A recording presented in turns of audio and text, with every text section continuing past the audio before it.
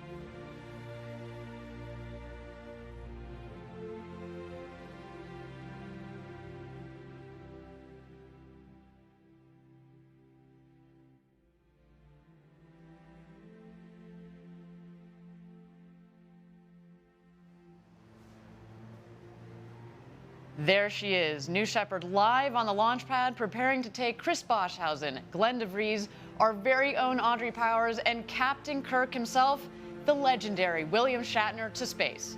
Today, Blue Origin's Launch Site 1 in West Texas is our second human flight. The human need to explore is deep within all of us.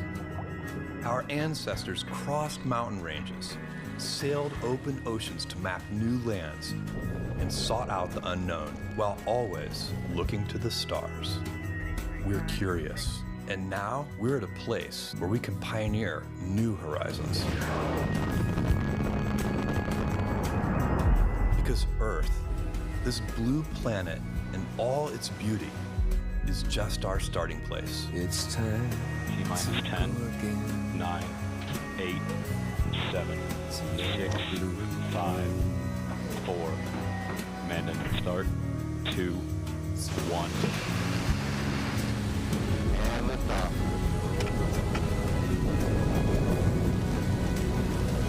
Oh yeah, look at her go.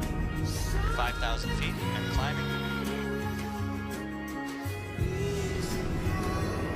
Now is the time to open the promise of space to all and lay the way for generations to come. When our descendants look to the stars, perhaps from a rocky moon or colonies floating in open space, they'll remember this time. When they reflect on where it started, they'll remember this place. And when they honor those first explorers who said, "Let's go," This is Blue Moon. they'll remember these bold steps. We are of blue origin. And this is just the beginning.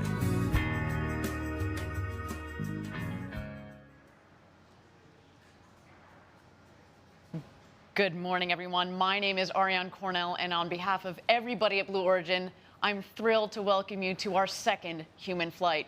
4 astronauts will launch to space and back on board our New Shepard rocket, which has safely flown 17 successful consecutive missions.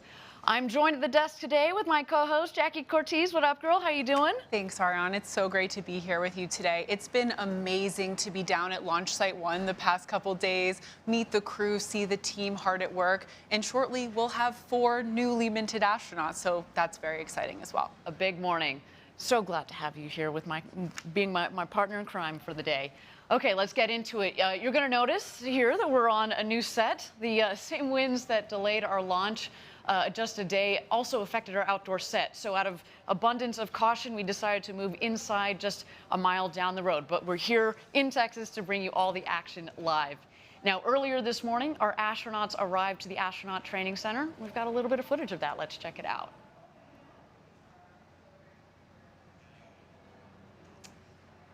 So you see they're getting out of those Rivians. Very cool cars, those Rivians. They're almost like rocket ships themselves. And everybody in good spirits this morning, waving. They got that astronaut energy. They are ready to go to space and back, indeed. And there they go inside the Astronaut Training Center. That's where they've spent the last couple of days learning from our crew member 7, Sarah Knights. And we'll go through all of the training that they also have gone through. It's been a big couple of days for them, but I know that they feel prepared and ready to go.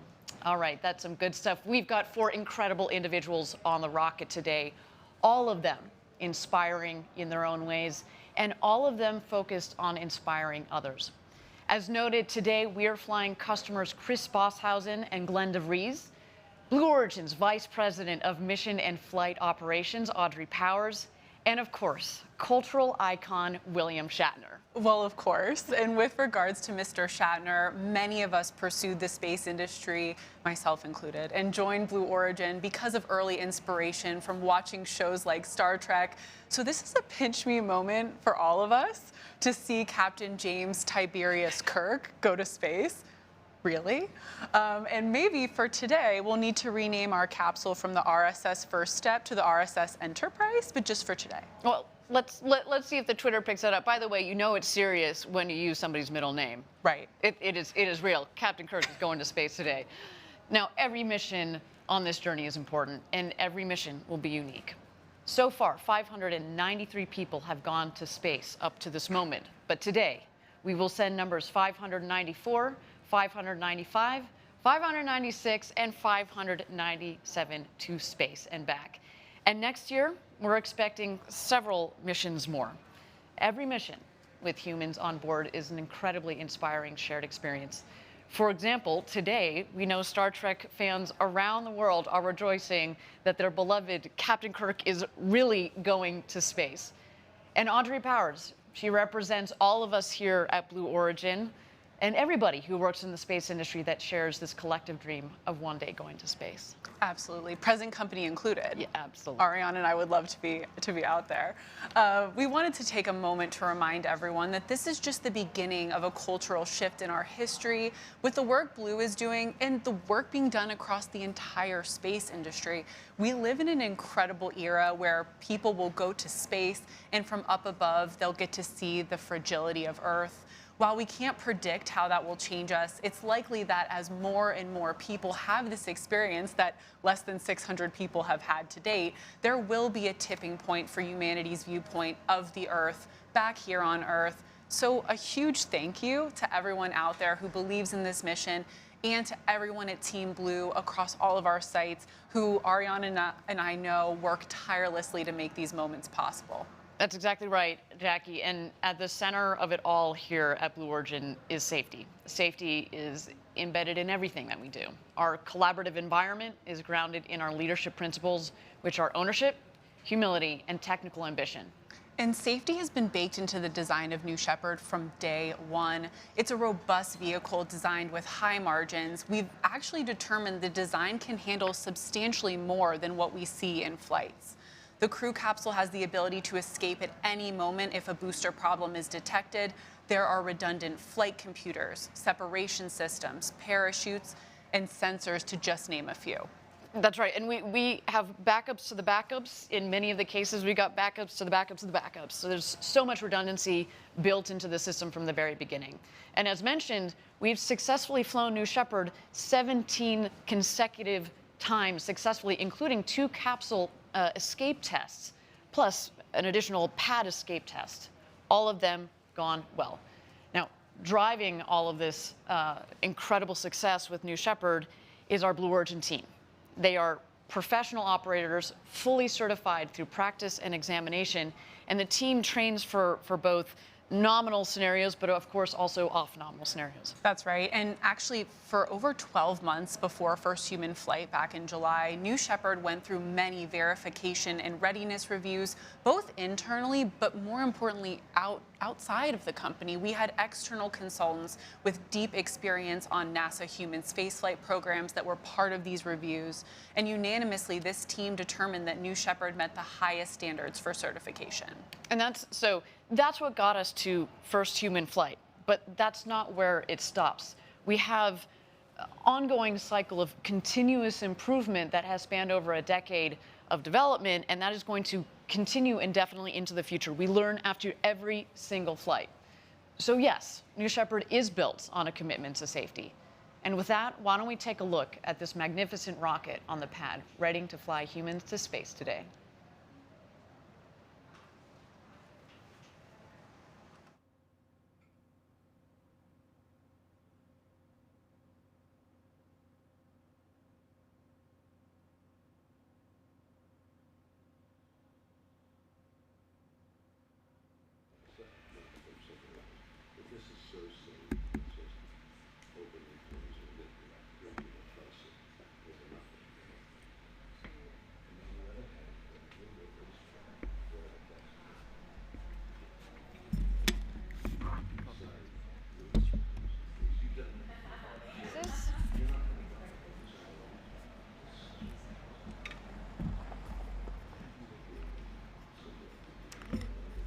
Jackie, we were just talking about safety here at Blue, and to remind people, we're not in a test program anymore. We spent 5 years, over 5 years in fact, testing, and now we're fully into customer flight operations, and safety has never mattered more. For a greater and even better perspective on safety, a couple days ago, I had the opportunity to sit down with Blue Origin's Senior Director of New Shepard Safety and Mission Assurance, Andrew Lake. Let's hear it from him. Andrew, you have such an important role at Blue Origin. So at Blue, when we say safety is a top priority, what does that mean?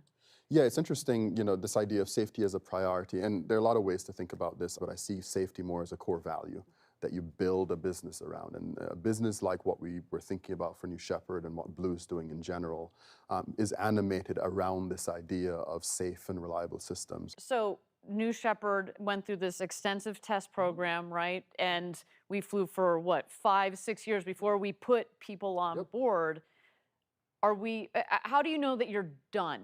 In a certain sense, instilling safety into both the vehicle and the how it operates. Yeah, there are a couple ways you kind of go about it. The first thing you have to do is you have to set goals, safety performance goals, safety performance thresholds, to help you understand when you've met those thresholds. But in any program, you're never really done. You always want to look for opportunities to improve the system, both operationally, both for safety, both for reliability as well. And so we always have to maintain a humility that comes with flying rockets with these kinds of energies involved.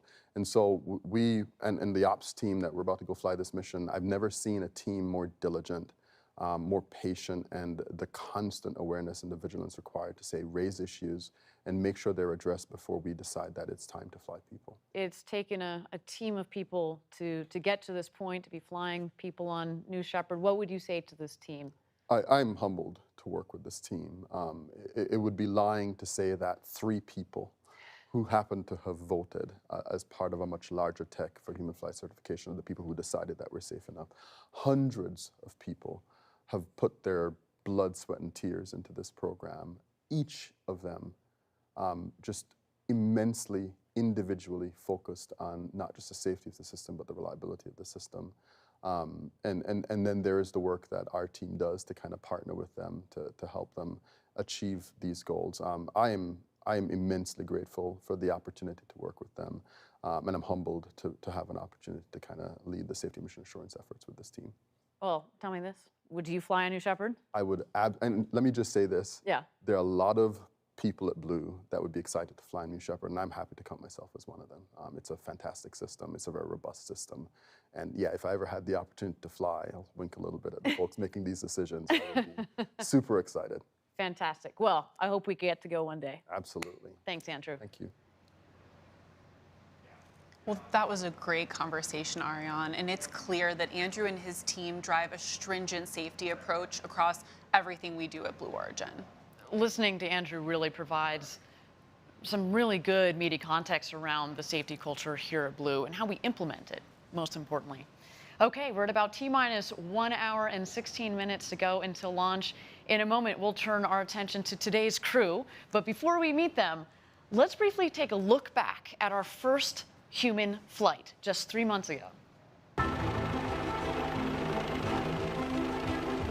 Hello, crew. Wally.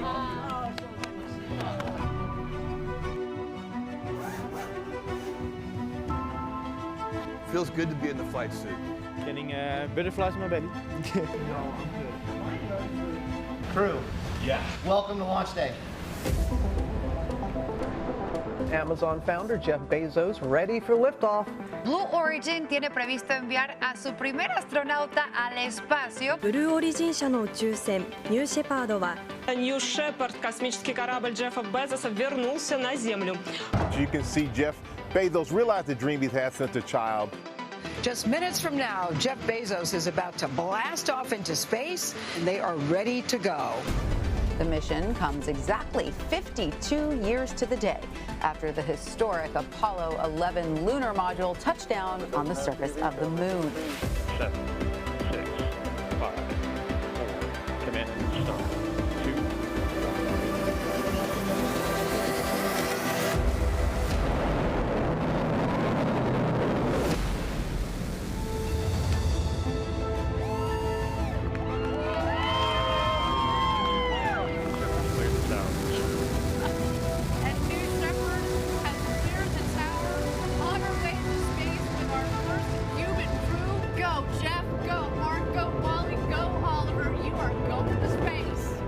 See it right there. Blue Origin has begun its liftoff into space.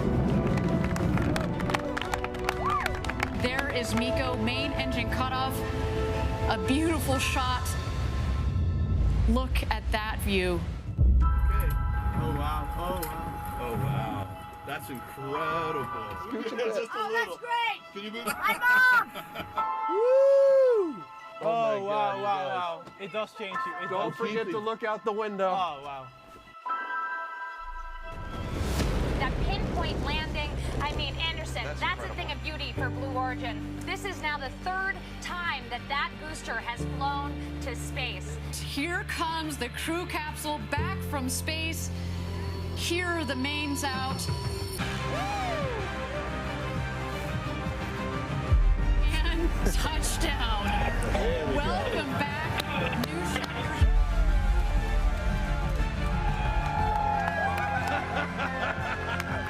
You call Blue Origin the most important thing that you will do in your entire career. We need to build a road to space. We have to work on the here and now. And we have to look to the future.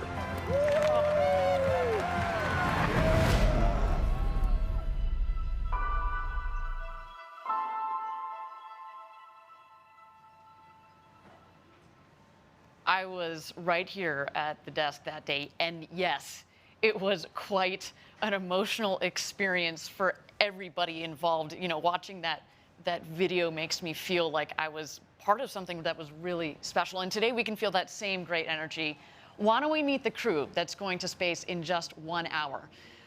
Former NASA engineer and the founder of satellite company Planet Labs, Chris Bosshausen, is a flying customer today, and he'll be the very first full Australian citizen to go to space. Chris is in seat number 4. Another customer flying today is Glenn DeVries.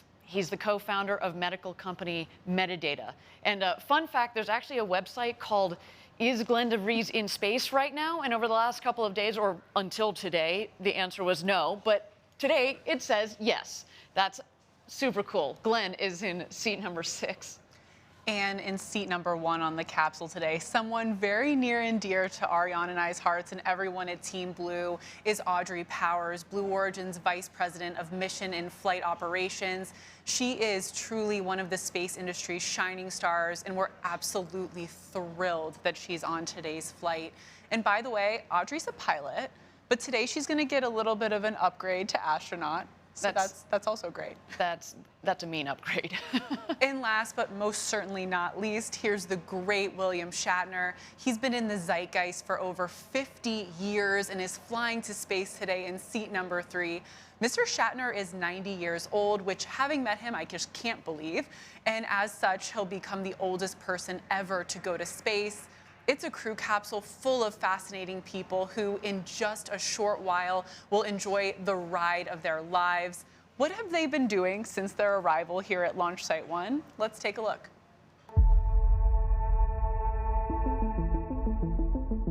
When I was a kid, I would make model rockets.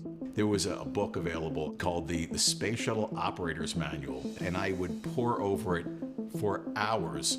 The idea that I'm actually going to get on top of a rocket in a couple days is just hard to fathom.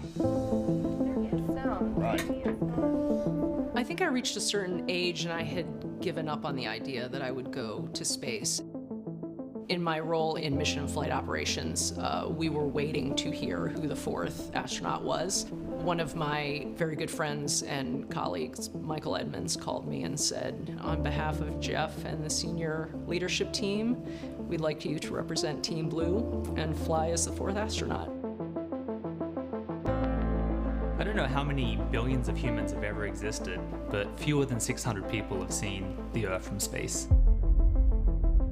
The curvature of the Earth, the thin line of the atmosphere, the blackness of space. You know, I'm happy to be one of the people to put my hand up and say, yeah, I understand the risks. I've worked in this industry my whole life. But I think it's important enough that we should do it, and to show other people that this is something that is coming and something that will be available for them and may have some impact in their life in the future.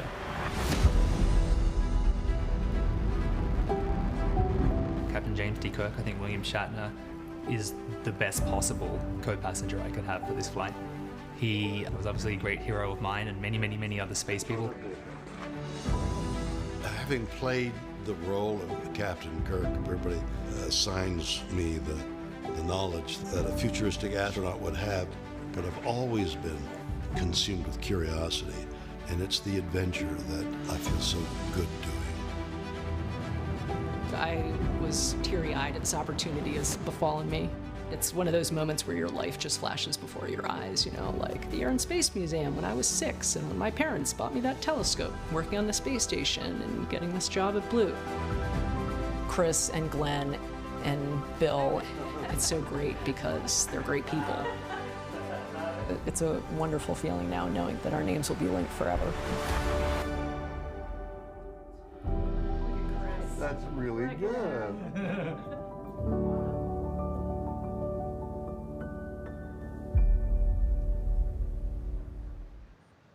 I had the privilege to go through that astronaut training, and let me tell you, it was incredible.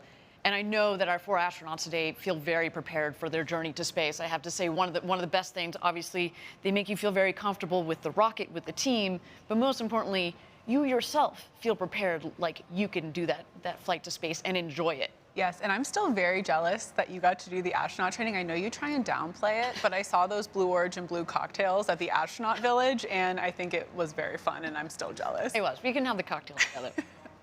Well, getting back to today's launch, let's set the stage for how things are going to unfold today. Coming up shortly, at just around T-minus 54 minutes, we'll join our astronauts inside the Astronaut Training Center for a tradition that began on our first human flight, the coin ceremony. This is where our crew member 7, who's responsible for training and flight safety, presents our astronauts with this very special coin you see on screen to fly with them today. Quite a unique and well-earned keepsake for each of today's crew members. That's right, and from there, Capcom, or capsule communicator, will signal it's time to begin the astronaut load-in process. That's at T-minus 45 minutes. Now, Capcom is crew member 7's other half. On this mission, Capcom is Kevin Sprague. There he is, getting ready for flight. And Sarah Knights is our crew member 7. So for those of you that tuned in for our first flight, they have basically swapped roles for the day. Both of them extraordinarily well trained in both of those roles, and they're both outstanding people to be guiding our astronauts to space and back. All right, we're gonna, I look forward to hearing more from Kevin, actually, because he's got some great words to share with our astronauts once they're on board the capsule and, of course, through their flight.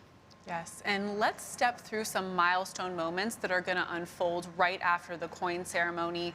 First, at around T-minus 44, we'll get that go for astronaut load. At this point, our astronauts will board those Rivians that Ariane mentioned earlier. They definitely look like spaceships, especially with the juxtaposition of the desert here. Once they're in the Rivians, our astronauts will drive down the road to space, out to the launch pad. It's about 2 miles.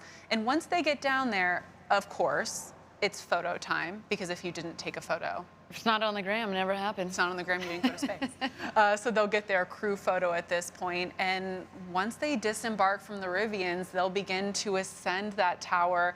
I know Captain Kirk and crew probably wish they could be transported into the capsule, but we don't have that technology quite Our advanced development program is working on it, Jackie. We just have to be patient. I have confidence in them. Once they ascend the tower, they'll briefly be in their safety room at the top, and they're awaiting word to ingress the crew capsule.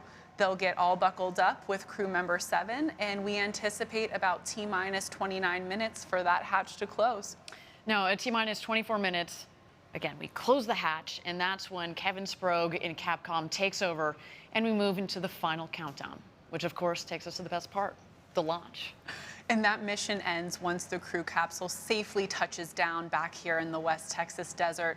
And then it's celebration time. It's champagne showers. Champagne showers. Rocket launches, champagne showers. Right, and we'll have welcomed back 4 brand new astronauts to Earth. Now, today's crew will have a special guest traveling with them during the astronaut load-in process. Our founder, Jeff Bezos, will be with the astronauts all the way up the tower and to the crew capsule. Some incredible moments to look forward to today. Kind of fun to have Jeff Bezos himself, you know, be your chauffeur out to the rocket. That's not too shabby. Oh no, that's a pretty special crew member 8, and we're gonna have to make sure he actually disembarks at the end and doesn't want to try and go up with them again. I know. We know he had a really good time on the first time around. Good thing we've got those cameras up there. Okay, Jackie, why don't we take a quick breather here, and let's check out New Shepard on the pad as she gets ready to fly to space and back today with our second human spaceflight crew.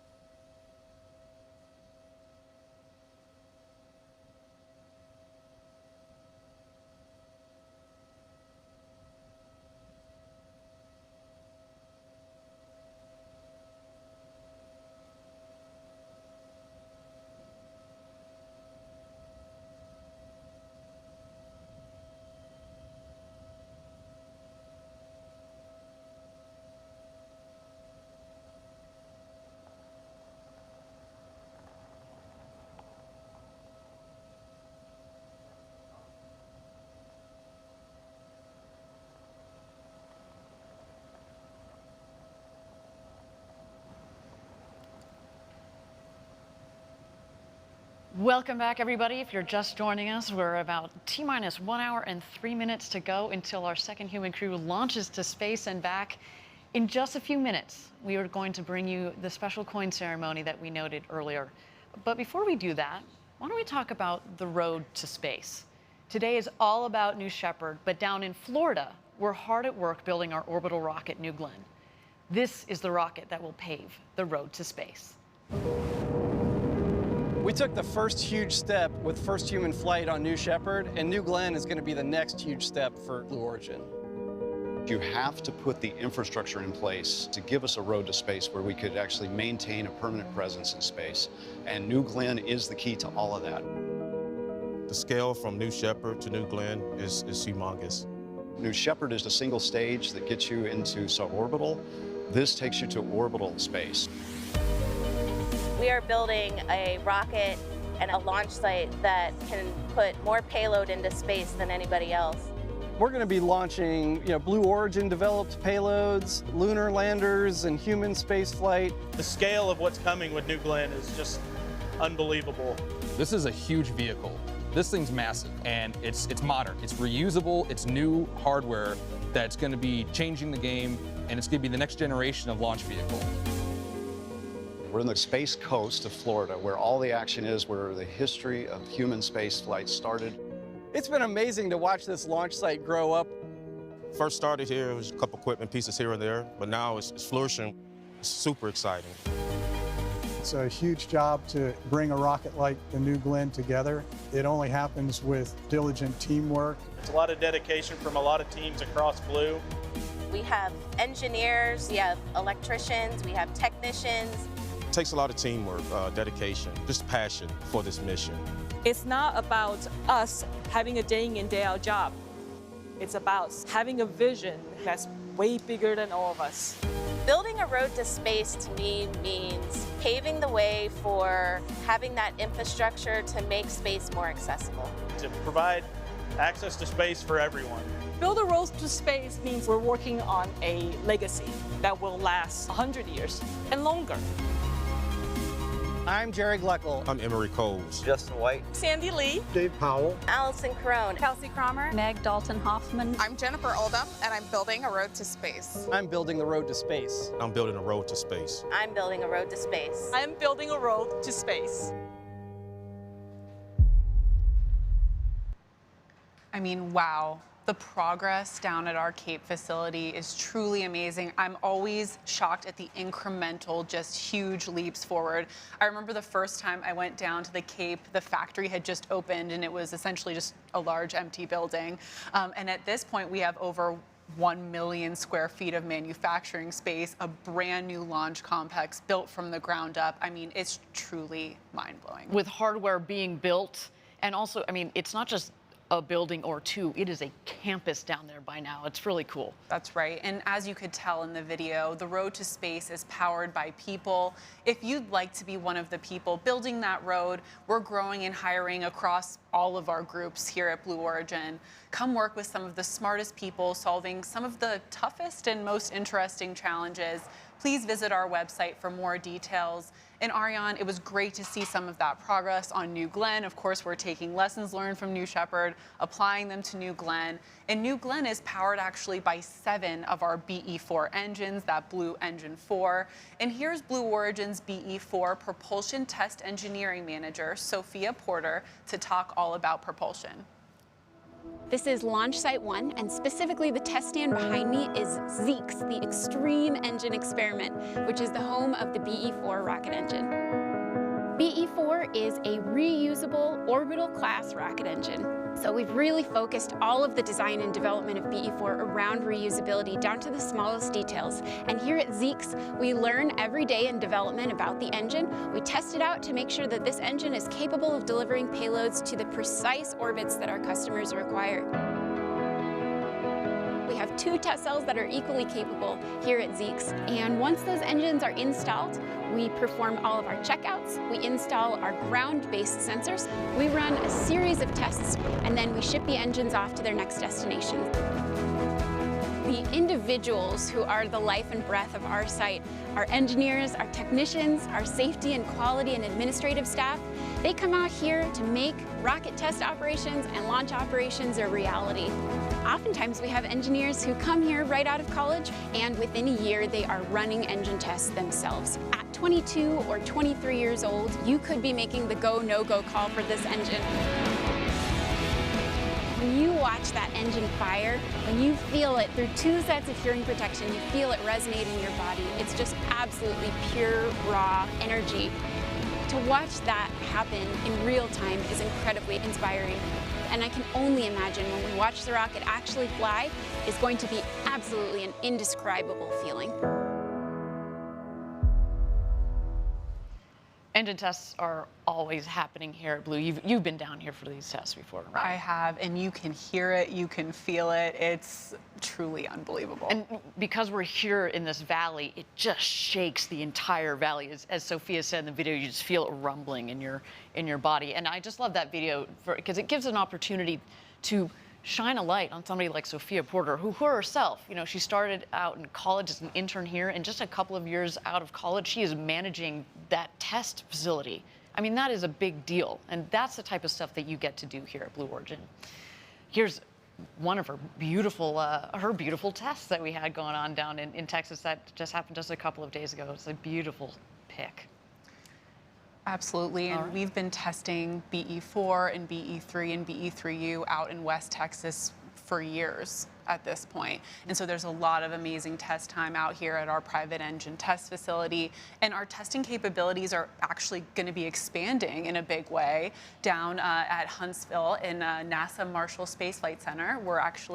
We've taken over historic test stand 4670. It's tested Saturn V for Apollo, Space Shuttle main engines, and the early RD-180s. It's been unutilized government property for almost 2 decades. And so that stand's going to come back to life and do a lot of our hot fires as well, in addition to our West Texas capability. And I don't know how we're going to form the list, but I have to be there for that first test. Oh, for the first test? Or I thought you say for all of them, because I mean, you're basically going to live in the control center if you do that. No, I mean, as Jackie mentioned, so we're going to continue to do engine testing out here in West Texas. This is where we do a lot of our development testing on our engines. We've got 2 major test centers.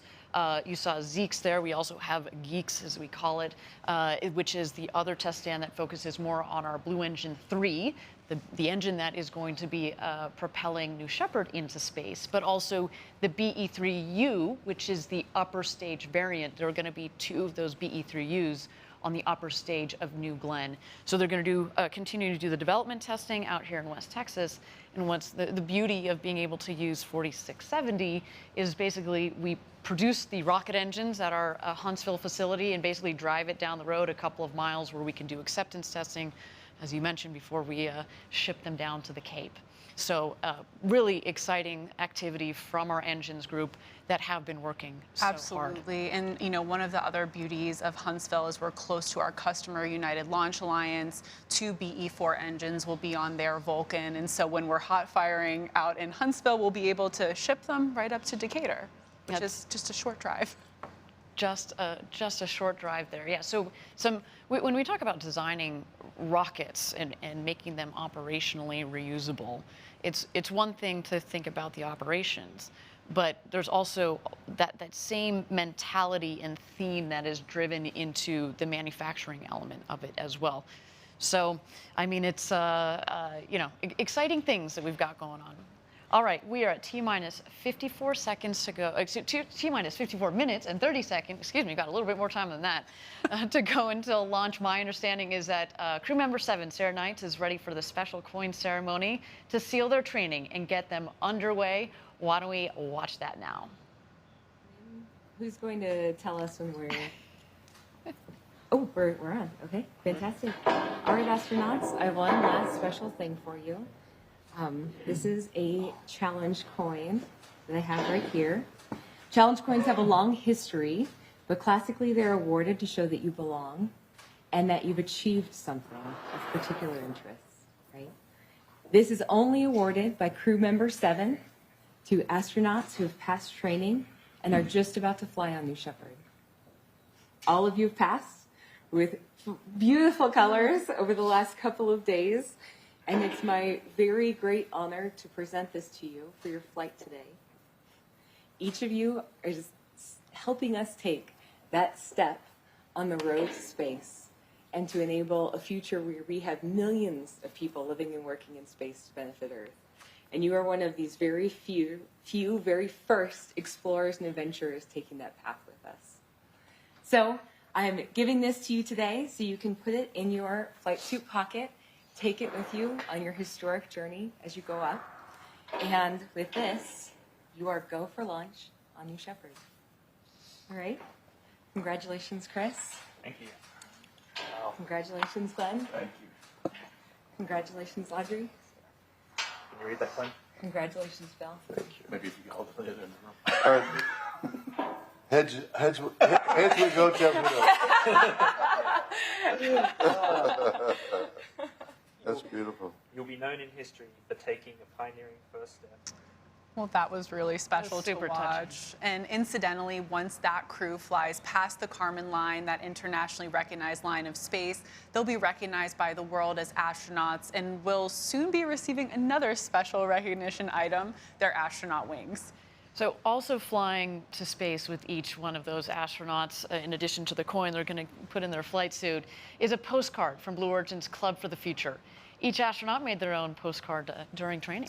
Yeah, and you can see them here. That art is pretty impressive. I definitely couldn't do that good of a job. My artistry peaked at about age 7. So Stick figures are about my ability. There's also thousands of additional postcards flying in the capsule with our crew today. To date, we've flown and returned over 137,000 postcards to all of you out there who've participated. Keep sending them. We'll keep flying them. So while we're talking about Club, we wanted to give you an update on a few of the 19 nonprofits who received a $1 million grant from Club for the Future. In aggregate, these organizations are collectively impacting tens of millions of students each year. And it's not just sparking their imaginations, but it's materially impacting their education and ultimately their passions. And this is done through immersive curriculum, access to experts, and opportunities to fly payloads, like on New Shepard, and much more.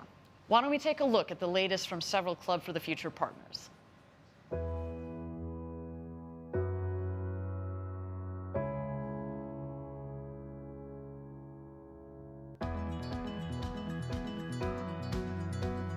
Here at Space Center Houston, as a nonprofit organization, we rely on charitable support to fulfill our goals and aspirations.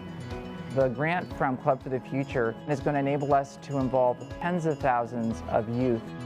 To have this grant from Club for the Future will allow us to accelerate our efforts outside of aerospace, to create a broad membership of women in STEM so that the young women that we work with can see the wide variety of possible careers. We at AIAA have the goal of impacting 1 million students a year. Rayon is an example of exactly the kind of people we need for this industry. My name is Rayon Harris. I am 25 years old, and I am currently an aeronautical design engineer. My dreams, my passion was always airplanes. Joining an organization known as American Institute of Aeronautics and Astronautics, AIAA, the Diversity Scholar Program really accelerated my path to really pursue my passion. After I graduated from AIAA, I was definitely going to give back. So I was matched with Caleb a few months ago with the Mentor Match program. And so it's really awesome to be able to use the experience that you've learned yourself to really give back to them and also make their experience as easy as possible, also get them as excited as possible, because it is very exciting. Caleb is a 13-year-old engineering student at Georgia Tech, helping us build our future. My name is Caleb Anderson, and I am a third year at Georgia Technical College, and I'm currently studying to be an aerospace engineer. I've really been interested in space in general, just like all my life. This is really cool. Yeah, man. I just want to thank Club of the Future for doing something like this. I think having so much money be able to be donated to an organization like this is absolutely amazing. It can really turn the future of the aerospace in the right direction. I love hearing those inspirational stories from Club and their partner organizations. I mean, Rayon and Caleb in that video? Pretty impressive. Keep up the amazing work, you guys. Yeah, we're inadequate. Yeah, let's be honest. You guys are kicking butt. Keep it up. We can't wait to pass the torch on to you to continue on this road to space. Yes, and it's exciting to see Club for the Future growing and making a difference. It's also exciting to see these partner organizations making such great progress. Club is very much a collaborative effort. And let's highlight another key partner doing some incredible work with middle school students, Project Janos.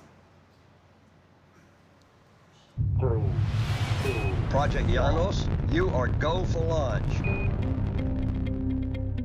Our mission at Project Llanos is to engage and educate students with the wonders of space and to inspire them to become explorers of it. We do this through a two-pronged approach. The first is a set of videos in which I, as the host, ask questions of subject matter experts working on the front lines of spaceflight.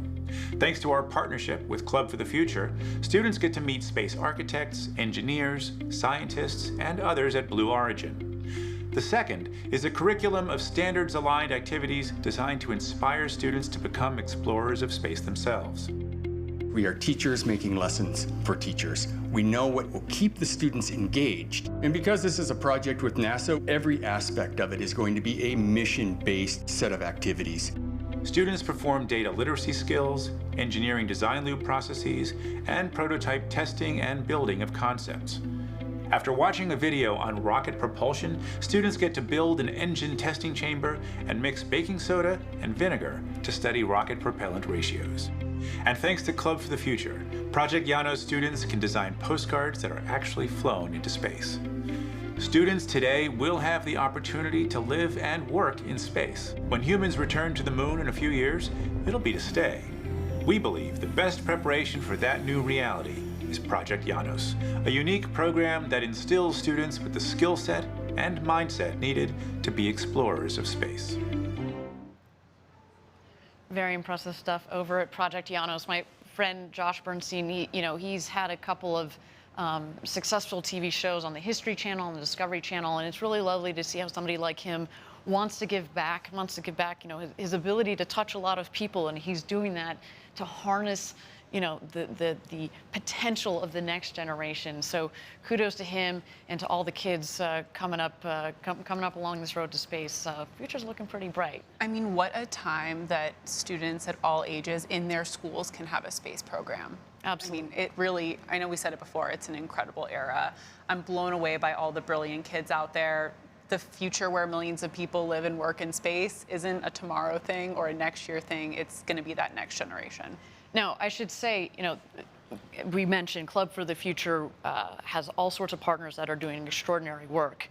The club itself does some wonderful work, and actually, down here in Van Horn, our home away from home is Van Horn. Our local team does a lot of work with the local community. I want to highlight one of the projects that we did in some of the local high school students. We collaborated, and they have designed and built, in fact, the very first post box to space. Let's check it out. The Postbox to Space is the world's very first mailbox that will take letters from the Earth, send them to space, and then return them to the senders. What a great drawing. This has been really an unprecedented collaboration between Club for the Future, Van Horn High School, and Blue Origin. It is an immense project that's been taken on by 7 juniors and seniors of Van Horn High School who've decided that they have an interest in welding. They have worked very hard from design all the way up through manufacturing. Well, we first started off with the cardboard template. After a few weeks of planning and designing, we eventually got into the shop, started welding together the base. We took the rocket kind of design, put some legs on it, and we're gonna make them look like fins. We've had a huge number of Blue employees who've cycled through here to help us out in really substantial ways. It would not have been possible without the support of a large number of Blue Origin folks. It is really great what Club for the Future is doing, that they're even giving us this opportunity to do things like this, coming every week and providing supplies, paint, metal. I learned how to use a torch, I learned how to weld better. I learned a little bit more about the process in designing and mocking up a prototype. I truly hope that the students fully recognize how substantial their postbox is going to be as a landmark in Van Horn. I'd like to invite the students to be the very first to use our postbox. Woohoo! And hopefully will be an inspiration to all of the students who come through the school.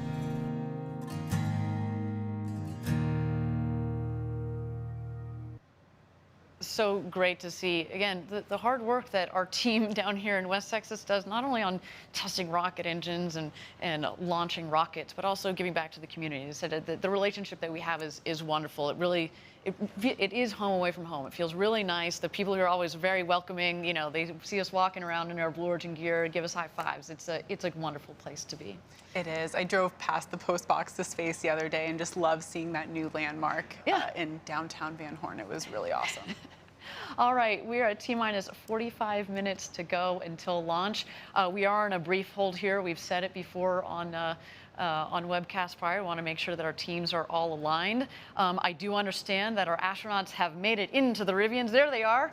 And look who their chauffeur is. None other than Jeff Bezos, also in his flight suit. Jackie, this makes me a little bit concerned. You had a hypothesis that Jeff might just stay on the rocket. That's not the plan for today, just to be very clear. He's ready, though, if that opportunity arises. And he's, you know, again, from having flown just a couple of months ago on our first human flight, of course, with his brother Mark, with Wally Funk, national treasure, Wally Funk, as well as our first astronaut customer, Oliver Damon. You know, he's got some important knowledge to impart upon our next crew here. Look, they're having a good conversation in there. Absolutely, and you know, we'll have to ask the crew how many stars they would give Jeff for his driving performance. What is his rating? You know, we'll have to check in on that after. Well, look, I mean, if it starts with the wheels there, I mean, the Rivian it's a nice ride. Talk about rocket ships.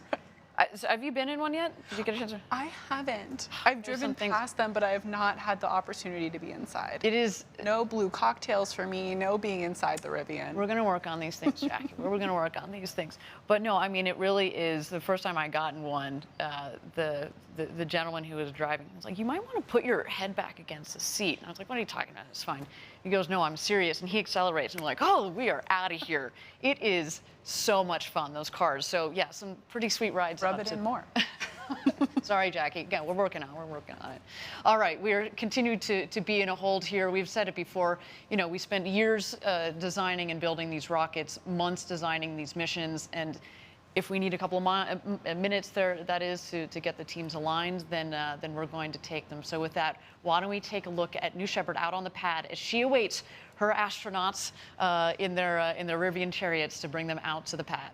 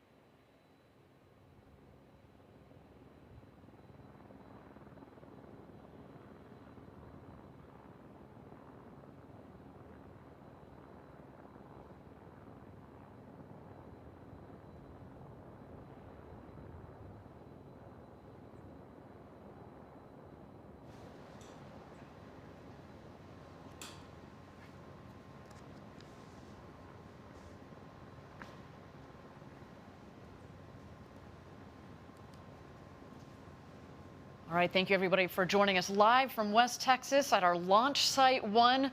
We're at T-minus 45 minutes and 1 second to go until launch. We are in a brief hold here. Of course, we want to make sure that our teams are all aligned, that the winds are in bounds. Of course, that has been the story of the last couple of days, are those gusty winds. But again, want to make sure that everything is all sorted for our launch. But while we have a minute here, I want to, we just saw the crew in the Rivian vehicles, and they've been down here the last couple of days. But, the launch to space, the training is part of the experience, but so is kind of the hospitality component at our astronaut village. So I want to show you a little bit more about our astronaut village here. We've got, so the astronaut village itself is just about 10 minutes away from the launch site itself. You can see nestled in the beautiful valley of West Texas. It's built around that fire pit, but each astronaut gets this pretty luxe Airstream. It's kitted out on the inside very, very nicely. And our hospitality team, they've got decades of experience, and they really make you feel like you are, like you are part of an adventure. I can say I had the good opportunity of being able to experience this just a couple of months ago as I got to go through my training, and it really rounds it out. You know, and when we built the astronaut village and the hospitality component of this, we wanted to build something that really felt part of this Texas environment. It's not something big and elaborate. It's something that is part of the environment. But of course, at the same time, we want you to feel comfortable. So we brought in a wonderful catering staff. You know, there's nothing like going to space. So you're talking about champagne showers after the launch, you know. But the food and beverage is very nice. There's nothing like a glass of champagne around the campfire. Absolutely, and as you can see, you know, everything is very designed so that the crew can get to know each other and relax and have that comfort as they prepare for their flight to space. Oh, there's Ariane right there. With Audrey Powers, who's also going out to fly. The bonding, I think that's a really important point that you bring up, Jackie, is the bonding component. You know, I was chatting with Chris Bosshausen, who actually is a good friend of mine, and he, you know, he was saying one of the things that he's really loved so far about this experience is he really feels so close now, and they haven't even gone to space yet, but so close to, you know, to Audrey and to Glenn and to Bill through this experience. And again, we have thought about it in a holistic kind of way. So, to all of you that are out there watching, if you want to experience this, the flight to space, the hospitality, the bonding, it is really cool. We encourage you to go to BlueOrigin.com, click on the link there, fly to space, and let us know, and we'll reach out to you after the flight. Okay, we're at T-minus 45 minutes to go. We continue to be in a hold here while we've got some more time. Why don't we throw it back to the rocket?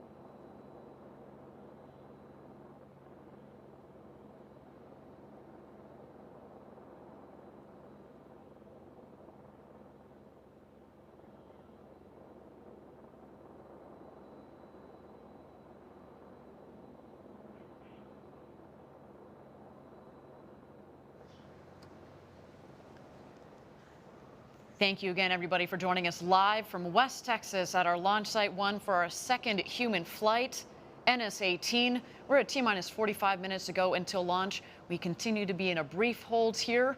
Well, if you got some time, let's continue to watch our beautiful New Shepard rocket as she awaits her astronauts.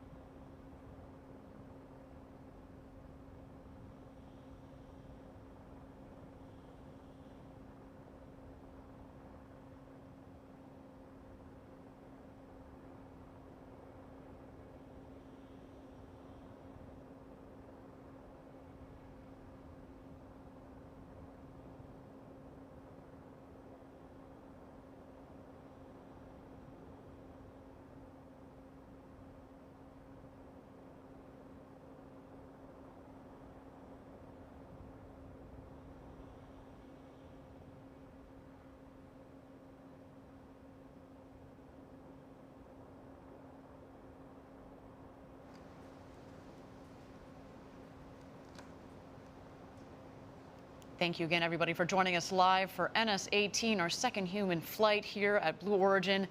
Our team is working on the vehicle readiness. We've got a couple of items that we're ticking off here.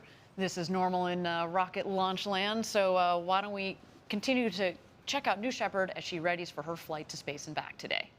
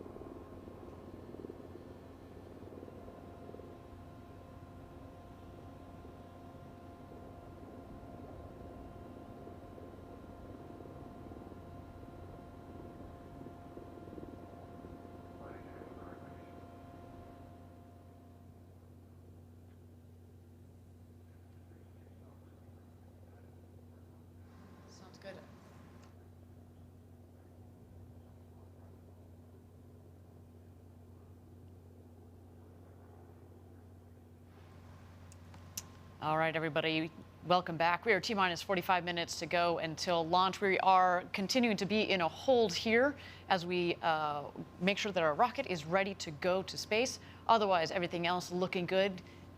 We are going to continue to watch New Shepard on the pad as she readies to go to space and back today.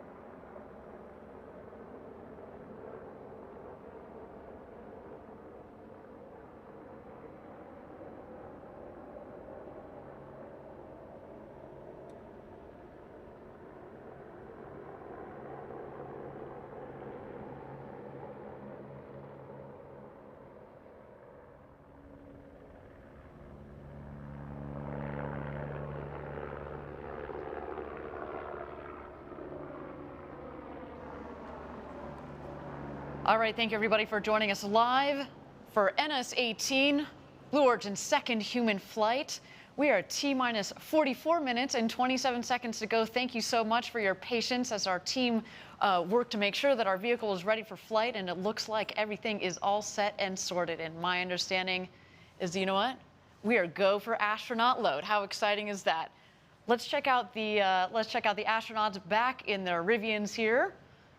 There they are, ready to go to space. You see in the back left, that is Audrey Powers. In the front right, there's Chris. Smiles and waves. Smiles That's what we and like to waves. see. And there they go. Chris Bosshausen, Glenn DeVries, Audrey Powers, and Captain Kirk himself, William Shatner, have just started their journey to the launch pad, into the crew capsule, and off to space. You can just, I have goosebumps. I can feel their anticipation looking at the, this is awesome. Words of encouragement from Team Blue along the way. Absolutely, there to get the cheers and the hoots and the hollers from Team Blue. Once they pass, they're going to drive about another couple hundred yards out to towards in front of the mission control facility there. Get a couple more words of encouragement. That there, in fact, is their friends and family that have flown down here to Texas to watch them go to space and back.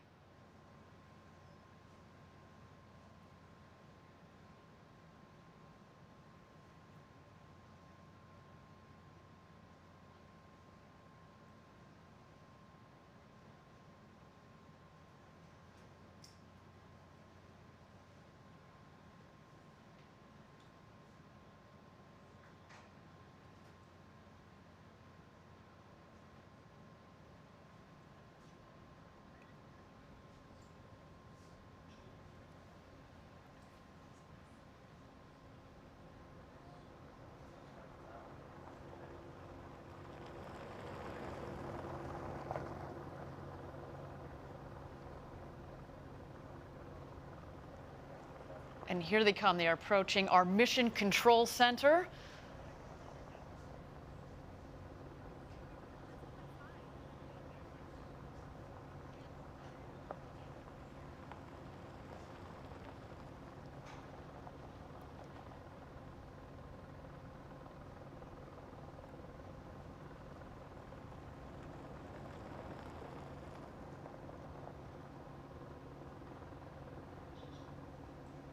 And just on the right there, you can see what we call the barn. That is the facility where we keep our rockets. Of course, we've got the rocket out there on the pad, as well as the second rocket that flew just a couple of weeks ago. That one is dedicated to payload flights.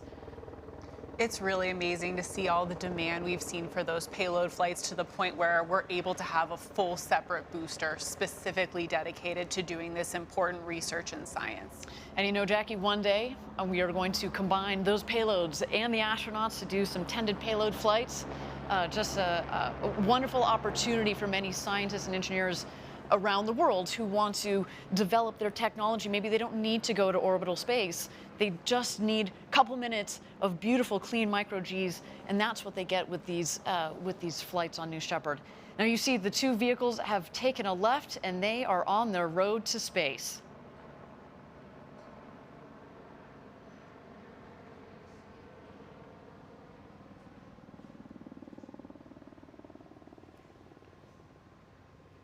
Jackie, I can tell you from having done the astronaut training just a couple of months ago, so I got to do everything minus get inside of a rocket that was up on the launch tower. But we did all of this because we had to coordinate it, of course.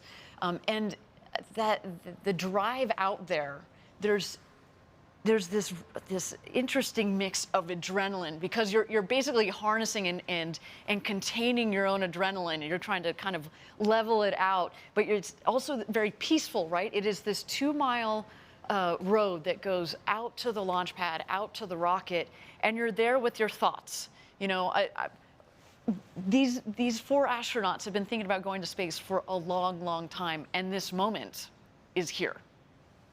I have to know what was on the playlist when you drove down the road to space. I know that mine would have an excessive amount of Pitbull. I don't know if that's a little too hype for this experience, but hopefully they're listening to some Rocket Man or something. Yeah, exactly. Rocket Man was definitely on the playlist as we head out there. Now, Jackie, once they head out the road to space, there is the ring road that goes around the launch pad. They are going to go to the north end of the ring road, and they're going to stop and take a photo, take a couple of beautiful photos right before they get back in the Rivians, head back to the base of the launch tower, where they will ascend the tower and stop in the safety shelter first. Yeah, and you can see a good view of that safety shelter right now. That's that white box on top of the launch tower.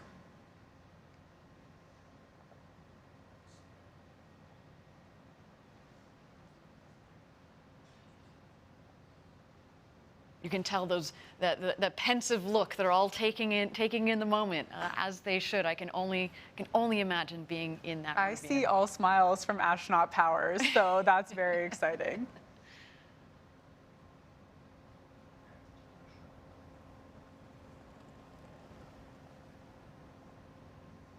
Have a good view of that ring road now, which is that circular ring surrounding the launch pad, as Ariane mentioned. There you go, they're checking it out. Now, from the training to cruising in your Rivians to the launch to the landing, this really is a once-in-a-lifetime opportunity. If you guys are watching out there and you want to be one of those astronauts on the way to space, really encourage you, visit BlueOrigin.com and click on Fly to Space. We'd love to see you on that rocket, and let's be honest, frankly, we'd love to be on that rocket with you.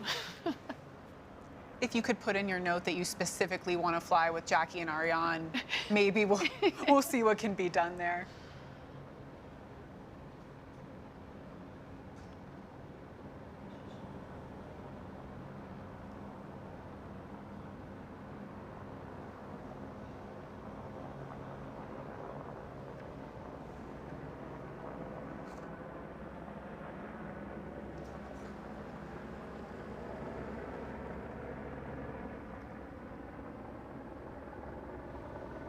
The astronauts are getting out of their Rivian, getting those smiles ready for that ring road crew photo.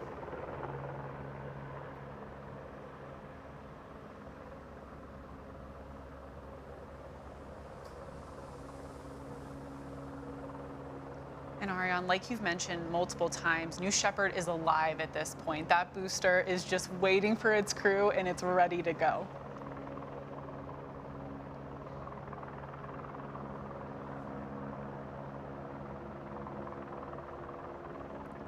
On the right of this shot, you do see Sarah Knights, our crew member 7. She's going to accompany the crew up to the tower and make sure they're situated in the capsule in just a little bit here.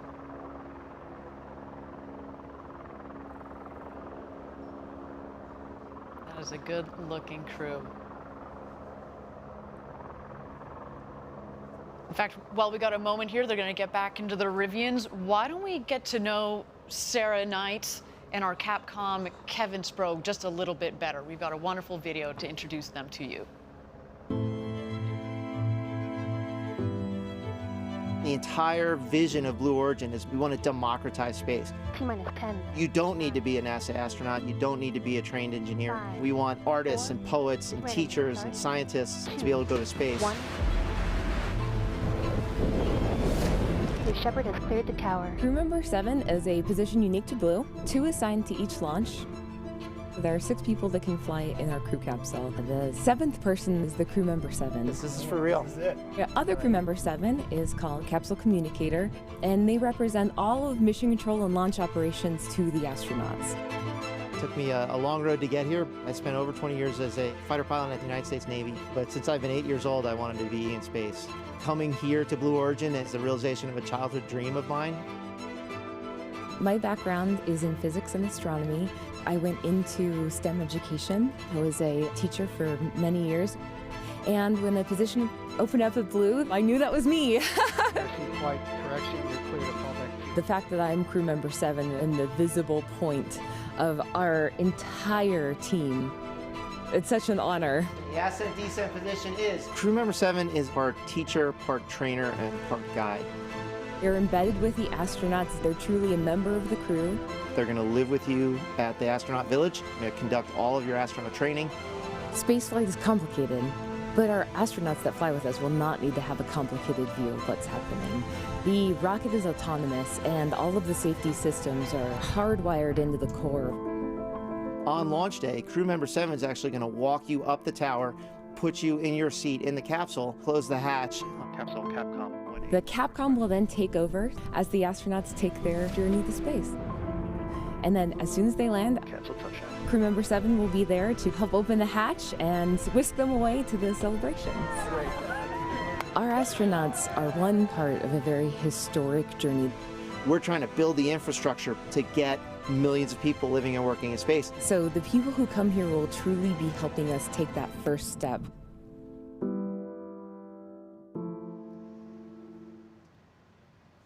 They are in wonderful hands with Kevin and Sarah. You can say that again. I mean, you know, with Kevin's military background, that discipline, the rigor. You've got Sarah with her academic background.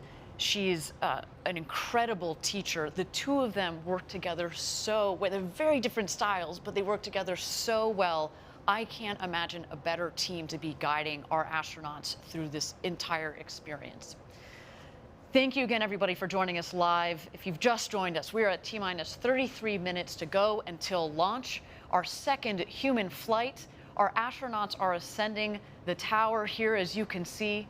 We've got the great William Shatner. We have our Blue Origin's very own Audrey Powers, as well as our two customers, Glenn DeVries and Chris Bosshausen, who are ascending the tower as well, and they are being greeted and hosted up the tower by our founder Jeff Bezos. So an incredible morning for all of them, as well as for us at Blue. Cannot wait. It's the same energy that we felt down here just a couple of months ago when we had our first human flight. And let me tell you, this doesn't get old. When you put people on board a rocket, this doesn't get old. And I can tell you, you know, I'm very close with Audrey Powers, of course, as a close friend and colleague. I've known Chris for over a decade. It's not just putting people on board, but when you know them, I'm having a moment myself, honestly. And when they take off, it's I'm glad you guys are going to be watching the rocket, because I might lose it a little bit. I do have to say, also know Audrey very well and got a chance to talk to Glenn a little bit. And actually, Glenn and I are both Carnegie Mellon alumni. I had to toss that in. I know. Tartans in space, we have to. And I know that everyone, Glenn's from New York. Everyone in New York is watching, and his adopted Pittsburgh family, I'm sure, is watching as well. So it's very personal seeing this crew fly today. Well, and in addition to, Chris is the first full Australian to fly to space. There have been other Australians, but they've been dual citizens. Chris is the first full Aussie to fly. So hello to all of our international viewers, especially those down under. We're so excited to have you joining us. And of course, to all the Trekkies out there that are joining us, thank you so much. It is a pleasure and an honor to be sending Captain Kirk to space today. This is going to be a really, really cool moment. And when I say, it comes from all of us, there you see a shot there just a moment ago of Mission Control. They are, focused, and it's a very disciplined team that has been trained over months and years in the case of many of our team members there. Right, and they're led today by Nick Patrick, flight director, NASA astronaut. They're in very good hands. And here we have the crew. They're entering the shelter just to await their ingress across the bridge, then the gantry, and of course into their seats in the crew capsule. Each of our astronauts is looking great and ready to fly today in those Blue Origin flight suits. Fantastic. So you see Sarah Knights at the bottom of your screen, or crew member 7. She, in just a moment here, is going to go, she's going to leave the shelter. She's going to go out across the bridge, just check in with the tower crew, make sure that we're all ready to go. And then she's going to come back to the shelter and take the astronauts out to the rocket.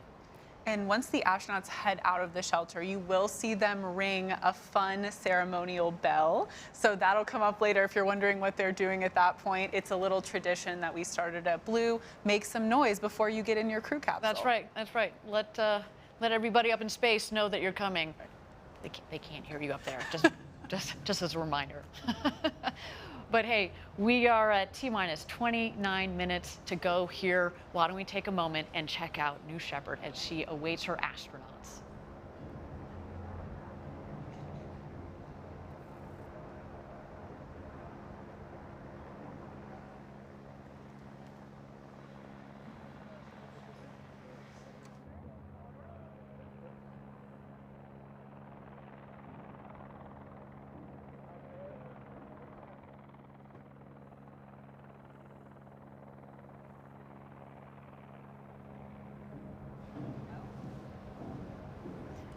And here they go. There's Glenn DeVries, Chris Bosshausen, William Shatner, and Audrey Powers. And today's special crew member 8, Jeff Bezos, and crew member 7, Sarah Knights.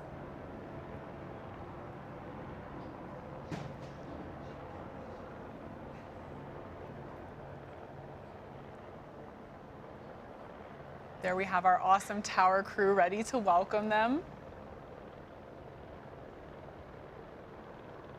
There you see Audrey giving some hugs to the tower crew. She is, of course, our vice president of mission ops for New Shepard, so of course she knows the whole team very intimately. A lot of the team today are launching their boss to space. First Jeff, now Audrey.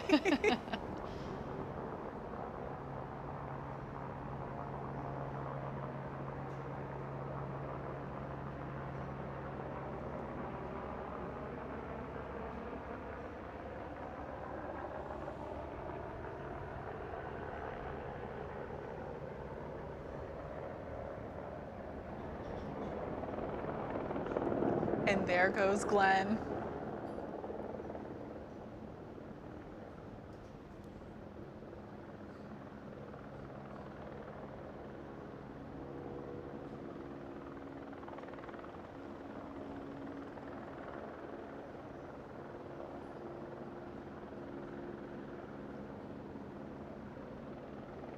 Into the hatch he goes. All of this is very carefully coordinated. You practice this many times during the rehearsal.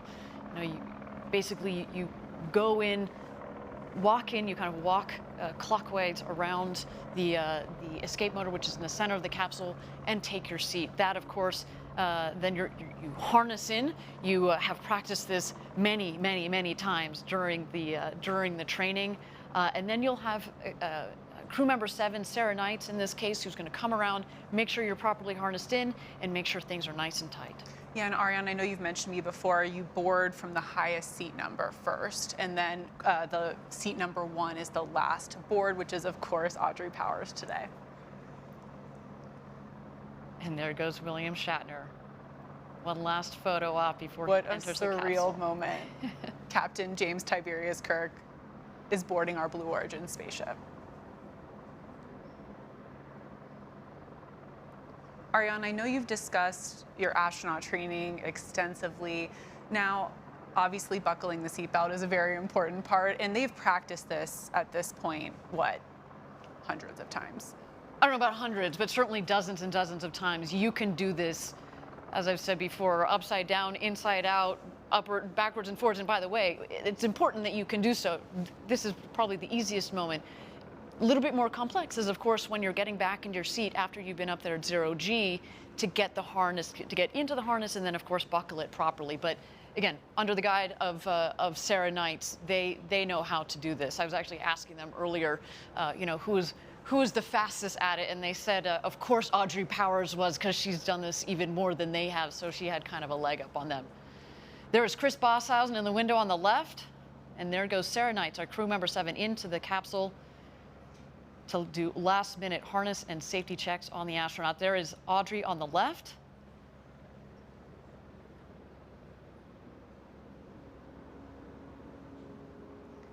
Once crew member 7 is, of course, comfortable, that all of our astronauts look at their smiling faces from those big, beautiful windows. Once Sarah makes sure all of our astronauts are ready to fly today and they close that hatch, of course, we'll turn it over at that point to crew member 7's other half, Kevin Sprague, who'll be the voice from above, the capsule communicator.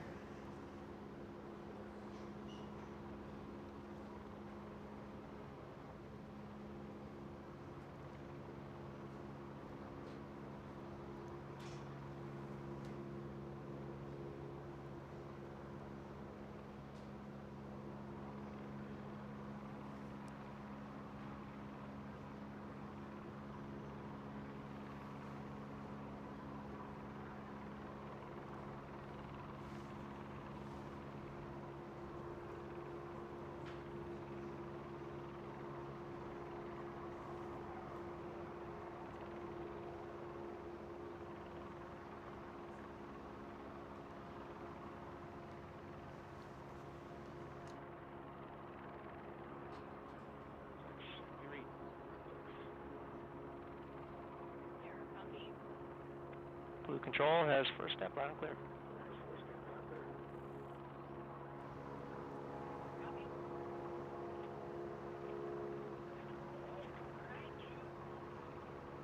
And there you heard some initial communications between Capcom and the capsule. There goes Sarah Knights, making sure the harness is nice and tight. We see just in the corner there the hands of Glenn DeVries. Quick Giving thumbs up. 2 big thumbs ups, yes.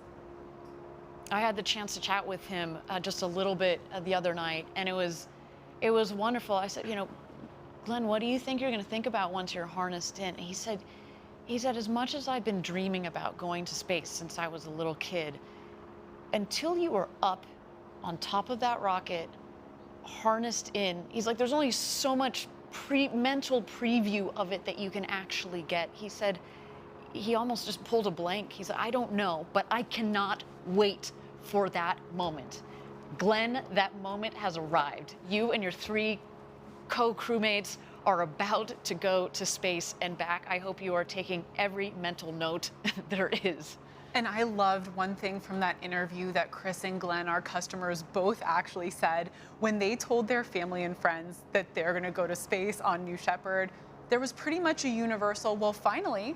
It's about time. It's about time. You've been talking about this pretty much since birth, so we're really happy to hear that this day is finally here for Chris and Glenn, and of course, Audrey and Captain Kirk.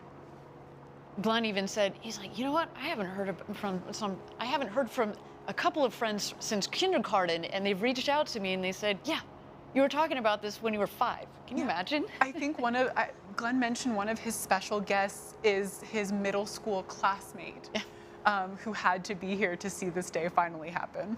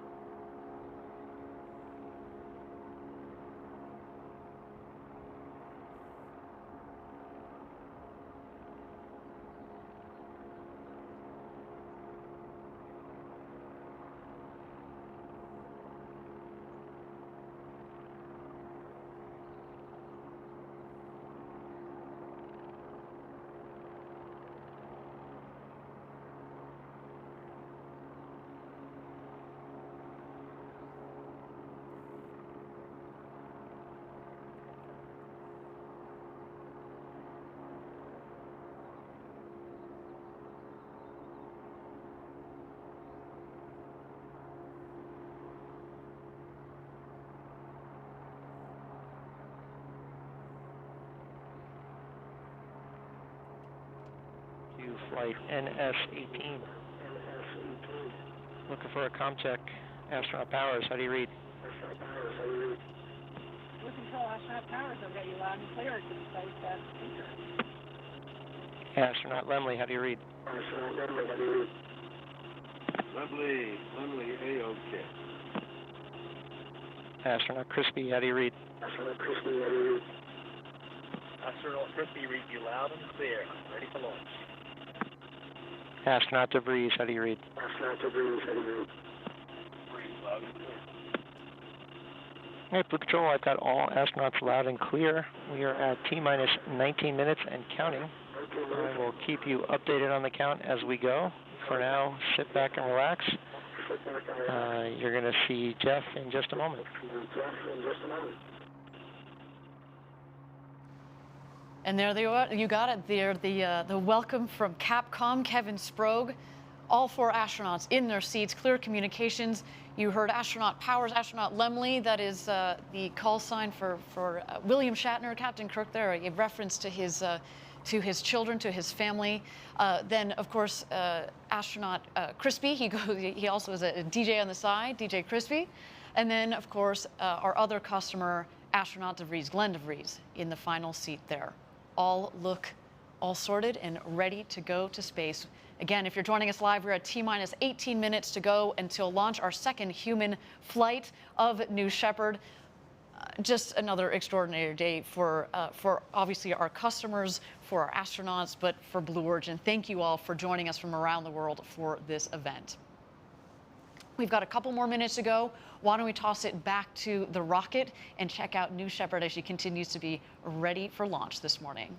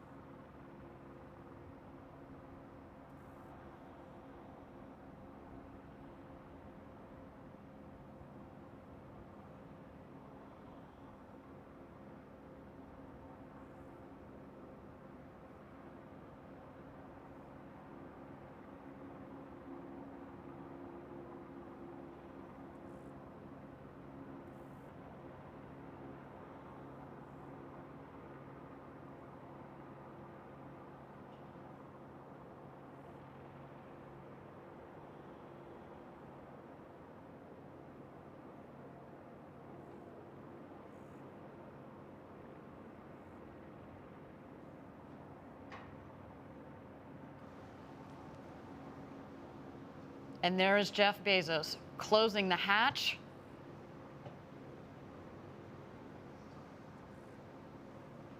Jeff, of course, now an experienced space traveler himself. I'm sure he imparted some wise words for our astronauts. Of course, he and his co-astronauts on his first flight had a ball up in space, and maybe he gave them a couple of tips on how to toss the Skittles just right. It's all in the wrist. It's all in the wrist. I'm still surprised he got out of the RSS first step. Yes, yes, it's true. We do indeed only have 4 astronauts in there today. I know he had such a good time. That was a question, but no. So there you see him crossing the bridge. Our tower crew doing some final checks on the capsule. The capsule hatch actually has a redundant system in it, so it is closed. They're going to do a pressure test, make sure the seals are all working correctly. And this vehicle, what's really nice about it, obviously they've got their sweet flight suits, right? Because you got to feel like an astronaut when you go up into space. But at the same time, though, it's a pressurized vehicle, so it's a shirt sleeve environment. They don't necessarily need that. What they also don't need is a helmet, because we wanted our customers to get this full unencumbered experience and to be able to appreciate the view and the sounds, or the lack thereof, that is, of space once you're up in space. And so again, Everything about this capsule has been designed for the human spaceflight experience. All right, we are at T-minus 15 minutes to go here. We are in a brief hold. Our 4 astronauts are in the capsule and ready to go. Let's continue to watch New Shepard as she gets ready for her flight to space this morning.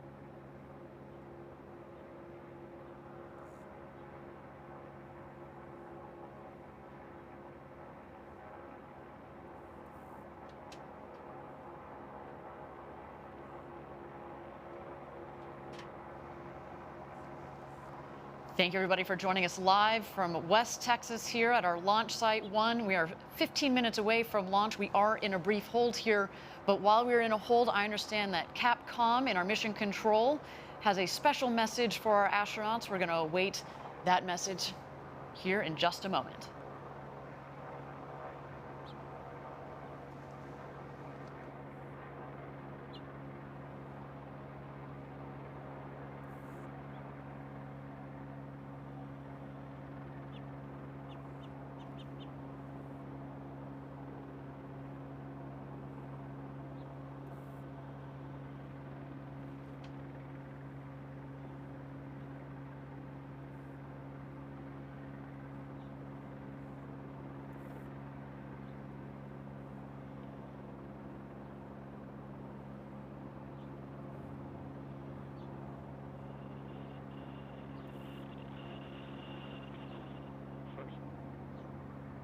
I've got a surprise for you today. We asked our NS-16 crew to send messages to you before your flight. So I'm going to read those to you right now. New Shepard astronaut Oliver Damon says, "Dear NS-18 travelers, you have probably been playing this moment over and over in thoughts and also quite often in real life in the case of Mr. Shatner. But now the moment is there, the moment you're really going to space, and I can assure you that it will be better than your best imagination. No day passes by that we don't look back on this journey without having a smile from ear to ear. Have a safe flight and enjoy. Greetings from your youngest predecessor, Oliver Damon." Oliver Damon. From the last flight. Oh. The young guy,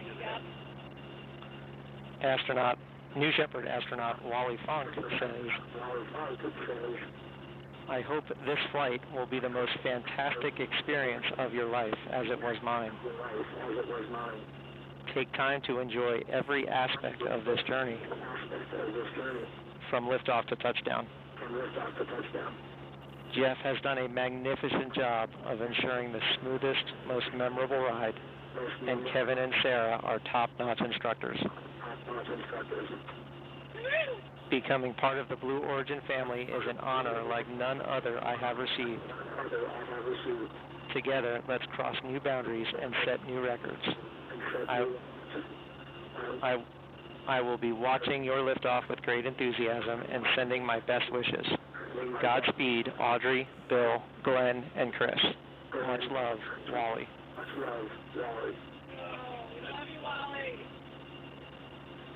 New Shepard astronaut Demo, whose real name is Mark Bezos, has this to say. You lucky bastards. It was only 10 weeks ago that I was sitting where you are, watching the countdown clock, full of anticipation and excitement. Eager to feel the rumble of liftoff and the majesty of weightlessness.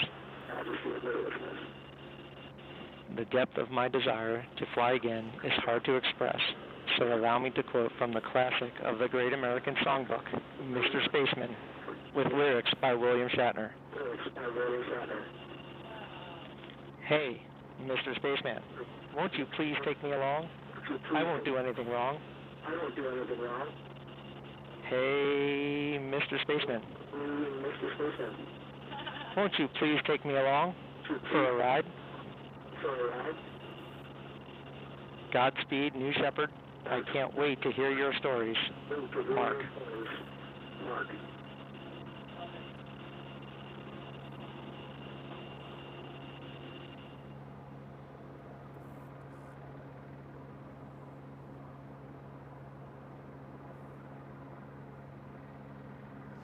What an absolutely special moment from today's second human flight crew, hearing from our first human flight crew, those words of encouragement from Oliver, Wally, and Mark Bezos, the crew before, this amazing community of Blue Origin astronauts. And I loved that part in one of the notes where they said, look, when you go on one of these flights, you become part of the Blue Origin team and really the Blue Origin family. And that is really, you know, how we think about every single astronaut on that vehicle today. You're very special to us. You are going to have the flight, the ride of a lifetime.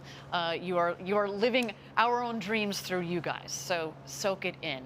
Now, we are at T-minus 15 minutes to go until launch. We are in a hold here, but as we have a moment, as we tick down to launch, why don't we get to know the man that many of you are here to see, William Shatner. I'm going up into space. I don't know how many people who can say that. It's life-changing in its way. Not because of the aerial adventure, but because of the people I'm meeting and talking with. I'm glad to be here. Jeff Bezos' concept to make living and building in space and to make pollution a thing of the past. I mean, what noble ambitions those are, and somebody has to start it. It lands upright. Yep. We're just at the beginning, but how miraculous that beginning is, and how extraordinary it is to be part of that beginning. There is this mystique of being in space and that much closer to the stars and being weightless. I shall be entranced by the view of space.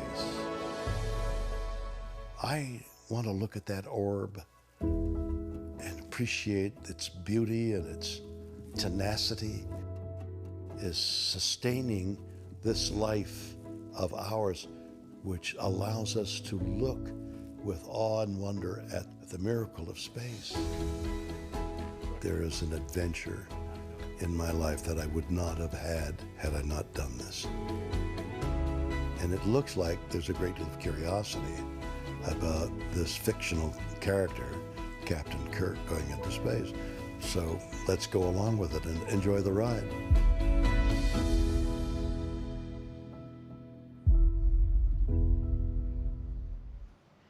It turns out William Shatner is everything you'd hope for and more. We are just so honored to be able to have the opportunity to send this man to space at the age of 90, no less. Remarkable. He will become the oldest person to have ever flown in space. And I know, Jackie, somewhere out there, Leonard Nimoy is smiling. All right, we're just at T-minus 15 minutes to go. We are in a hold here. Why don't we send it back to the pad, continue to watch New Shepard as she readies for her flight to space today.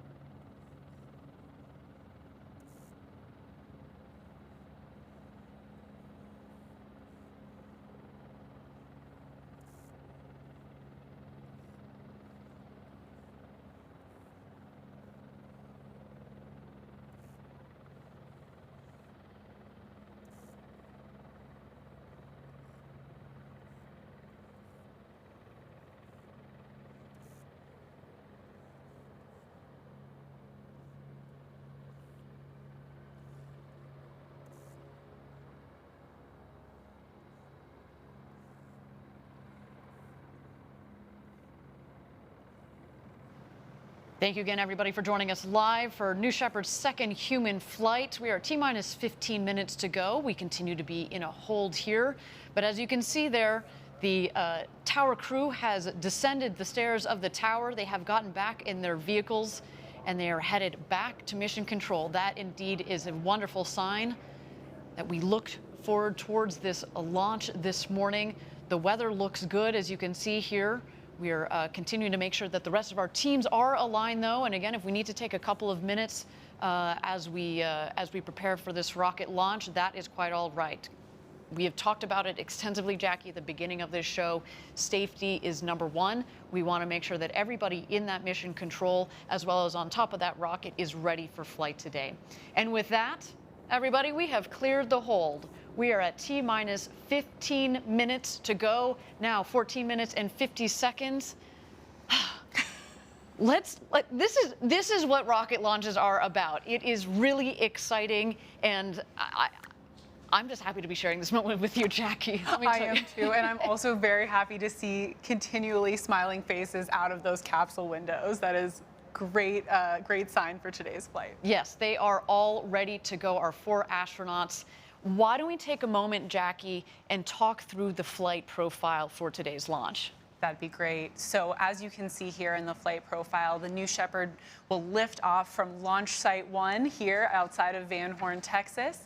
Once New Shepard has lifted off, it'll approach that Kármán line, the 100-kilometer internationally recognized line of space. And at that point, our capsule with our crew will separate from that booster, and the capsule will continue on over that Kármán line into space. The capsule at this point full of crew who are unbuckled, floating around and getting their 3 to 4 minutes of microgravity. While they're having a great time, hopefully doing backflips, not forgetting to look out that window, the booster is headed back down to Earth. So those wedge fins at the top of the booster will be the first to deploy on its way back. And then as the booster continues down, we will put out those drag brakes. The booster is coming down hot at this point, very fast. Those drag brakes will significantly slow it down. As we approach the landing pad, that BE-3 engine will relight. It will hover, which we often are asked if that's CGI. It is real, that hover. And then the booster will softly touch down in the West Texas desert. The capsule, meanwhile, on its way back to Earth. The first thing to happen here is those drogue parachutes will deploy, slowing down that capsule, followed by the beautiful big main parachutes. And then just before that soft touchdown, we do fire some retro thrusters. They do kick up a bit of dirt out in West Texas, but that does ensure a very soft touchdown of about 1 to 2 miles per hour for our crew out there. It really is a soft landing back down here in the West Texas desert. And as a reminder, you know, this is the standard flight profile. We are now in full customer operations, but we have tested this flight profile and vetted it across several flights over the last several years. We had 15 consecutive flights, remember, before we decided to put people on board. We wanted to make sure that we understood not just the vehicle in nominal conditions, but to really push the envelope and stretch the vehicle to make sure that it was a robust vehicle for our customers. And of course, you heard about how we think about safety and development throughout the culture, but also in the operations, manufacturing, et cetera, from Andrew Lake, who joined us on the show a little bit earlier. All right, with that, we are at T-minus 11 minutes and 50 seconds to go until launch. Our 4 astronauts are in the capsule, harnessed in. We see Audrey Powers on the left. You can't quite see it, but going clockwise, we have William Shatner, then Chris Bosshausen, and Glenn DeVries in the capsule, all ready to go for launch as we tick down here. Let's take a moment, continue to gaze at our beautiful rocket as she prepares for flight this morning.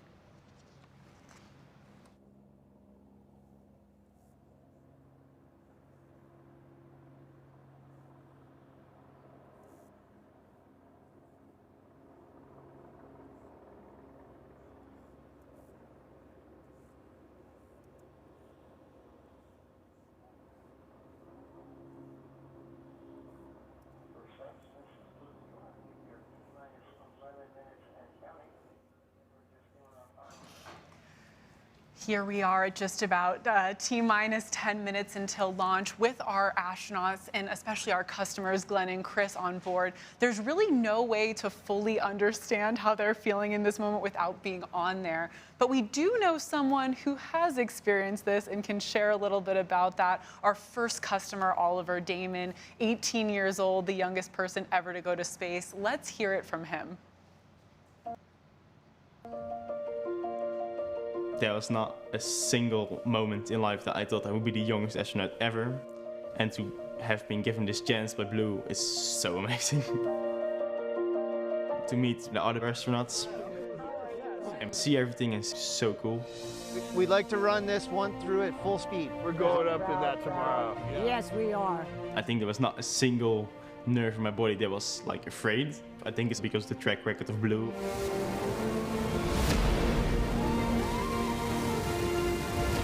The launch and the power of the G's, like you're going up to the sky. Oh, wow. And of course the weightlessness. Oh, wow, God. Pretty cool. What I've just been through, I've been dreaming about all my life. Let's hope that many, many more people can do this. Because this experience you should share with more and more people. It's so amazing.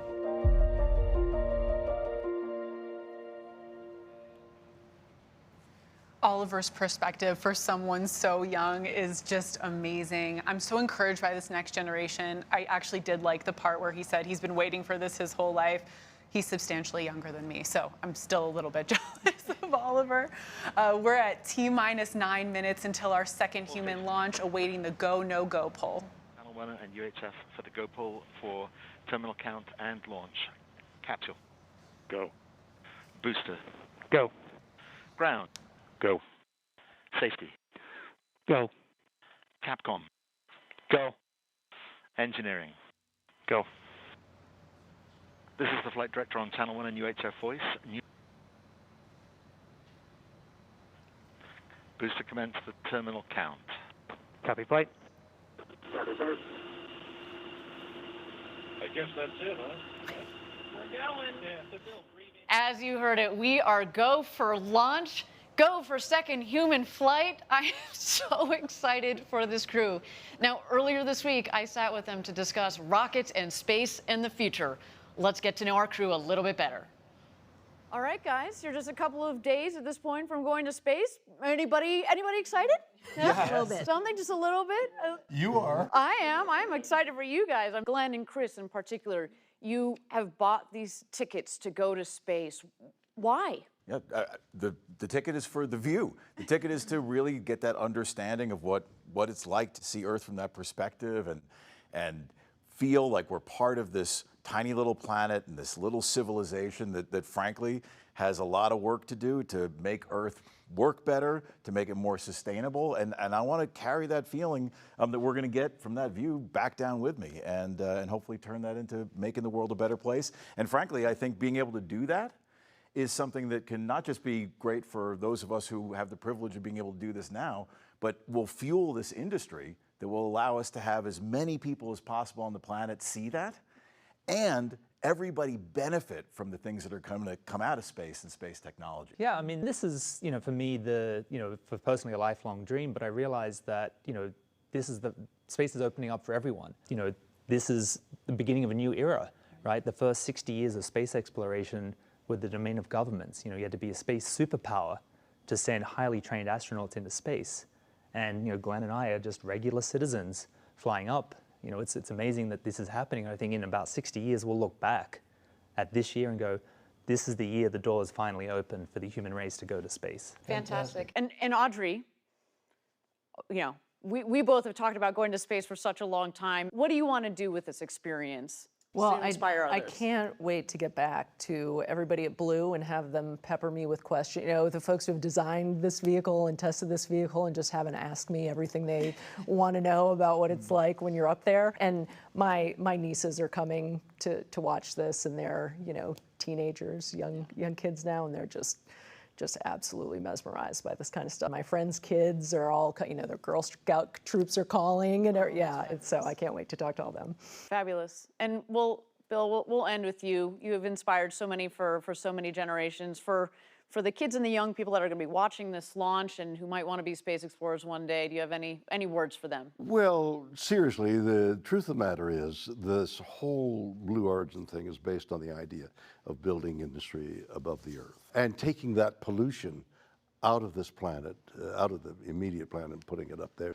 That's got to be the future of the Earth, and the Earth is dependent on that and the youth. So the two work hand in hand, and so it's very important that the young people of today know that that up there is the future, and to work towards that for the improvement of the Earth.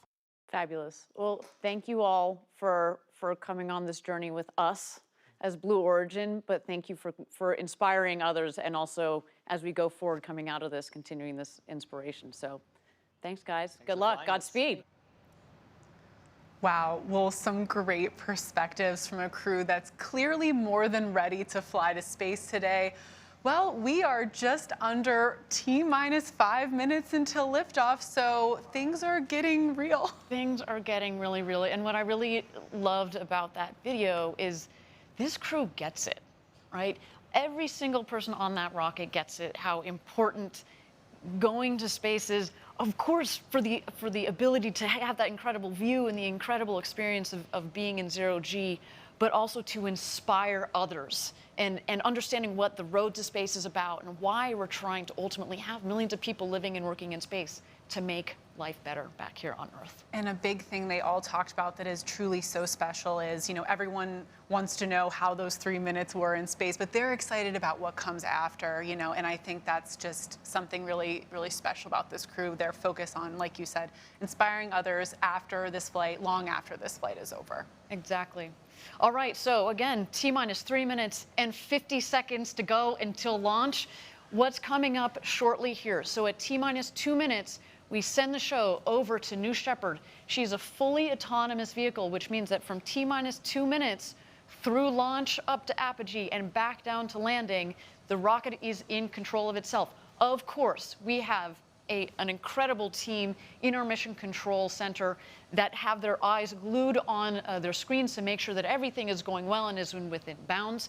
But we built the rocket to be autonomous for safety. Again, we think that while we've got some pretty smart people in that mission control, the rocket is in fact quicker and faster at controlling itself. So what we're going to see here shortly, the rocket is going to go through what we call the bit checks, the built-in tests. At the base of the rocket, you see 3 of the 4 fins down there. Those are the aft fins. Those are going to move back and forth. We want to make sure that they've got full freedom of movement. Also, what you're going to see at the base of the rocket, you can kind of see, it's a little hard in this image, you're going to see the engine nozzle gimbal. The engine moves back and forth. It also helps with the directional capability of the rocket on ascent, but also especially on descent as it comes in to land on the landing pad just 2 miles north of where it's taken off from. And then, of course, you've seen throughout the morning the rocket venting. It's full of propellant at this point, but we want to make sure that we keep the propellant and the propellant tanks within bounds, of course, of pressure and temperature. This morning, a little bit easier to do that versus our last flight, which was in the middle of July. It was warmer. It's actually a nice balmy morning here down in West Texas. But again, we've got our team who have their eyes on their computer screens, making sure that everything is within bounds. And there goes the gantry retracting at T-minus 2 minutes. Let's listen in.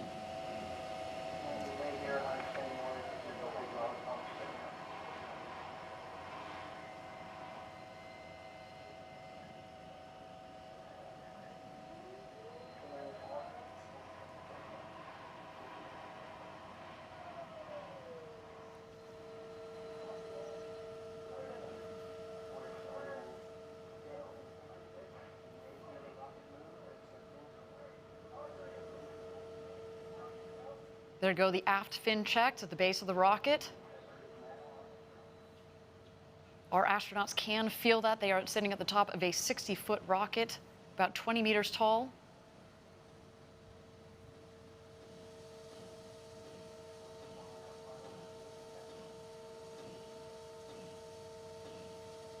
T-minus 1 minute.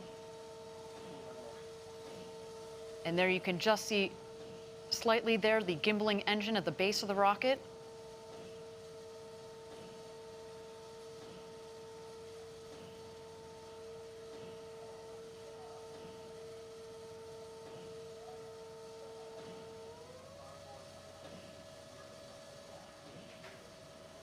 All right, everybody. Chris Bosshausen, Glenn DeVries, Audrey Powers, and William Shatner are about to go where very few humans have gone before. Ladies and gentlemen, it's time to launch this rocket. Godspeed, New Shepard.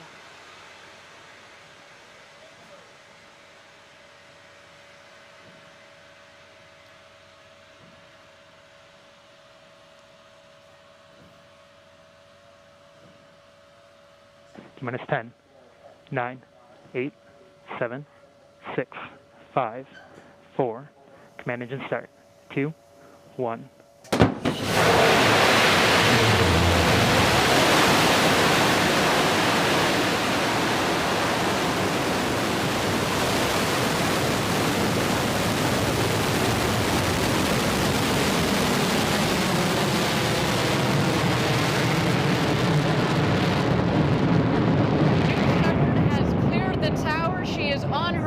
With the second human spaceflight crew. What a launch. We are on our way to Max-Q, the first milestone here on its flight to space.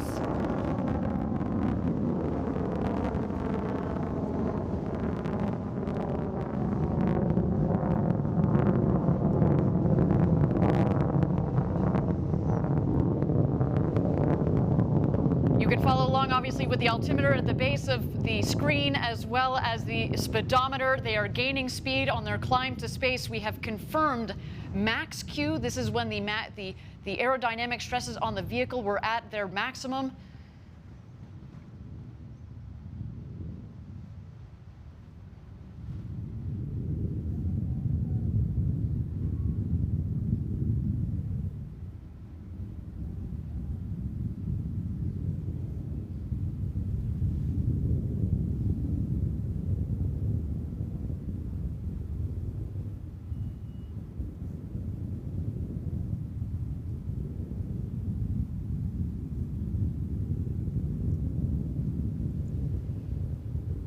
Thank you again, everybody, for joining us live for New Shepard's second human flight with Audrey Powers, William Shatner, our customers Glenn DeVries and Chris Bosshausen on board. They are well on their way to space. So far, a nominal flight, a clean burn on our Blue Engine 3. New Shepard giving them a beautiful flight to space this morning.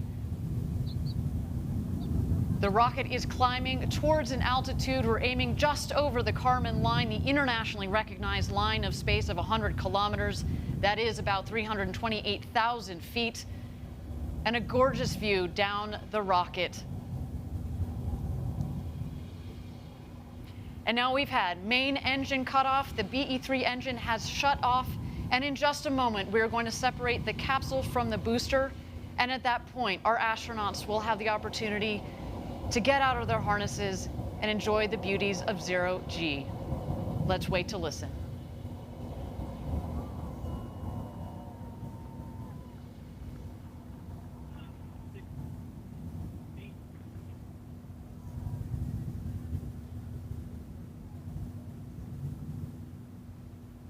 And there you can see a clean separation between the capsule and the booster.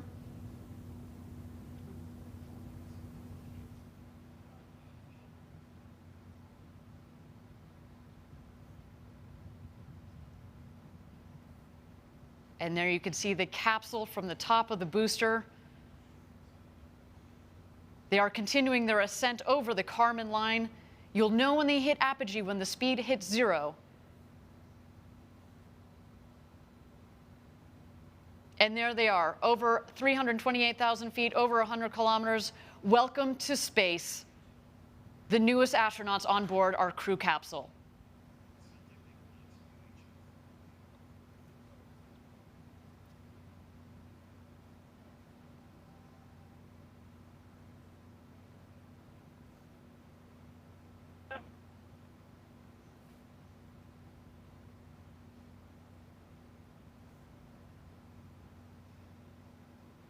And there they are. They have just about hit their apogee. at about 351,000 feet. And while we don't have apogee, I can just imagine, Jackie, they are having the time of their lives.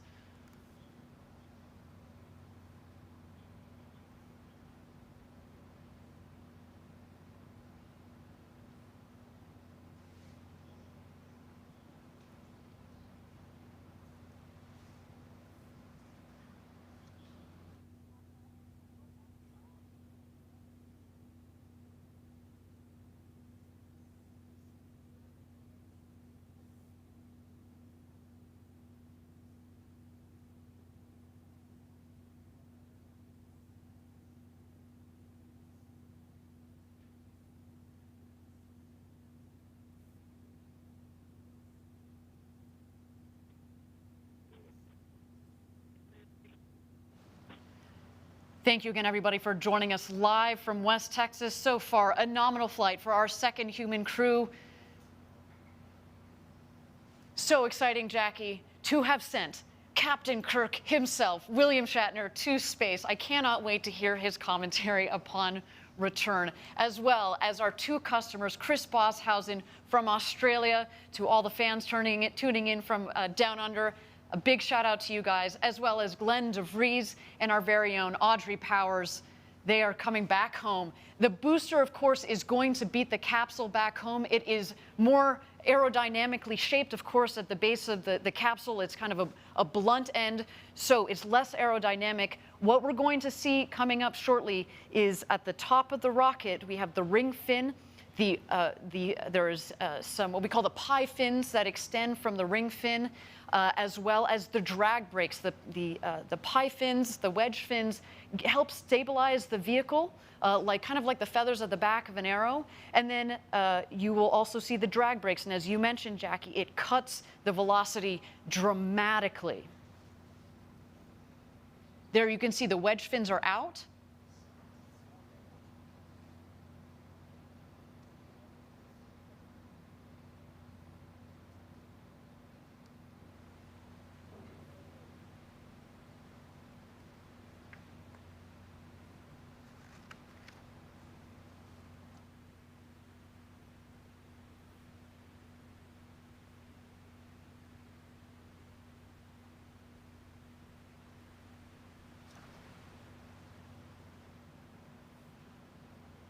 Here we see the descent. We are going to expect the BE-3 engine to relight just at about 3,600 feet or about 1,200 meters above ground level. Let's wait for that now. The drag brakes have deployed.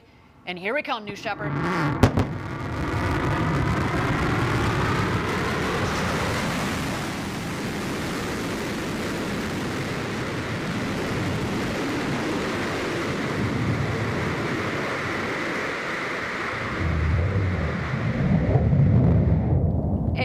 Touchdown. Welcome back, New Shepard. The fourth flight to space and back for that vehicle provided a beautiful flight to space for our second human crew. Wow, that gets me every time we do this live down here in Texas. The sonic boom is so cool. Drag brakes are folding back in, as have the wedge fins. Just looks like you could fuel her up and go again. What do you think, Jackie? And even when you know to expect the sonic boom, it still catches you off guard every time. Talk about a rumble. A beautiful sight of our New Shepard rocket there in the West Texas desert. But of course, the show is not over. The capsule is descending. We are waiting for first the drogue chutes to deploy. Those are very much like the guide parachutes. They will subsequently be followed by the main parachutes that will first reef and then fully inflate. And there go the drogue parachutes.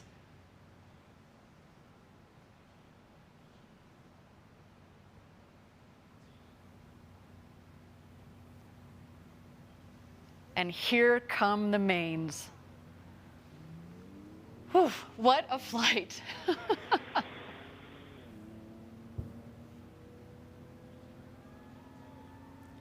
You can already start to hear the cheers from outside our stage here in West Texas.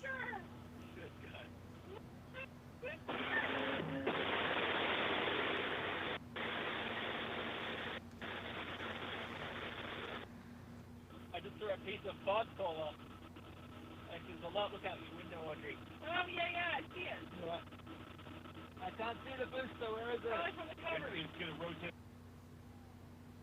Where is that?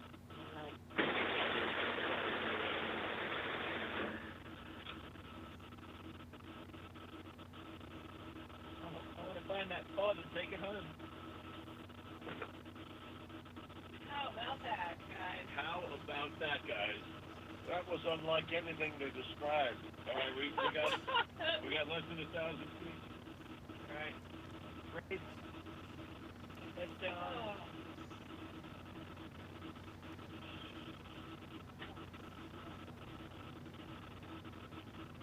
And here comes our crew back into the desert. Newest astronauts 596, 97, 98, and 99.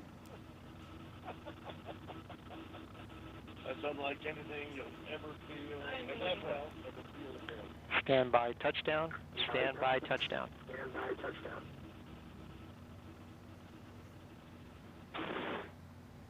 And capsule touchdown. Welcome back, the newest astronauts. Audrey Powers, William Shatner, our customers, Glenn DeVries, and Chris Boshausen. What a day for you. Welcome back. I cannot wait to talk to them, Jackie, and just get what they experienced up there this morning. What a clean and beautiful flight from the rocket for our astronauts. What an absolutely stunning flight. And I also loved hearing that audio of them on their way back about how this experience was for them. And I can't wait to hear their stories. Well, you heard William Shatner say, this is like nothing I've ever experienced before. So coming from a man who in theory has experienced space who for has decades. gone warp speed and traveled the entire intergalactic universe. This was like nothing he's ever seen before. What a day for our astronauts. So now our team is preparing landing safety operations and recovery of our astronauts from the crew capsule. We'll be on the ground at the landing site to follow the action in just a bit, maybe even talk to the world's newest astronauts. Some absolutely breathtaking stuff. And I'll note that you're going to see our the recovery team show up very shortly because we actually send them out before the capsule has landed, because through our modeling, we get by now we're very, very good at analyzing where the capsule is going to come down, given where we know. Very precise on that landing. Exactly, where the winds are. And so we're going to see the recovery team come out there, and of course they will also be joined by some of their friends and family to watch as they emerge from the capsule. Let's check out these beautiful shots of our 4 astronauts there in the Texas desert after having gone up over the Kármán line and back.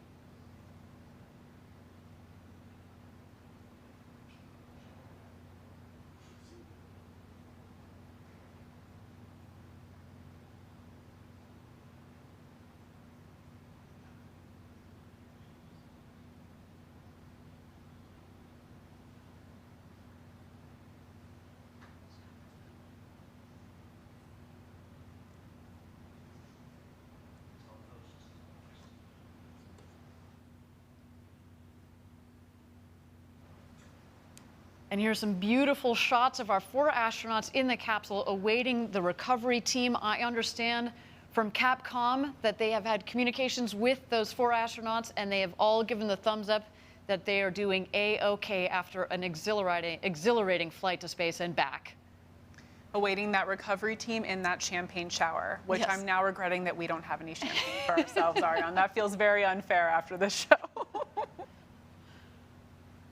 There's some waves from our astronauts there.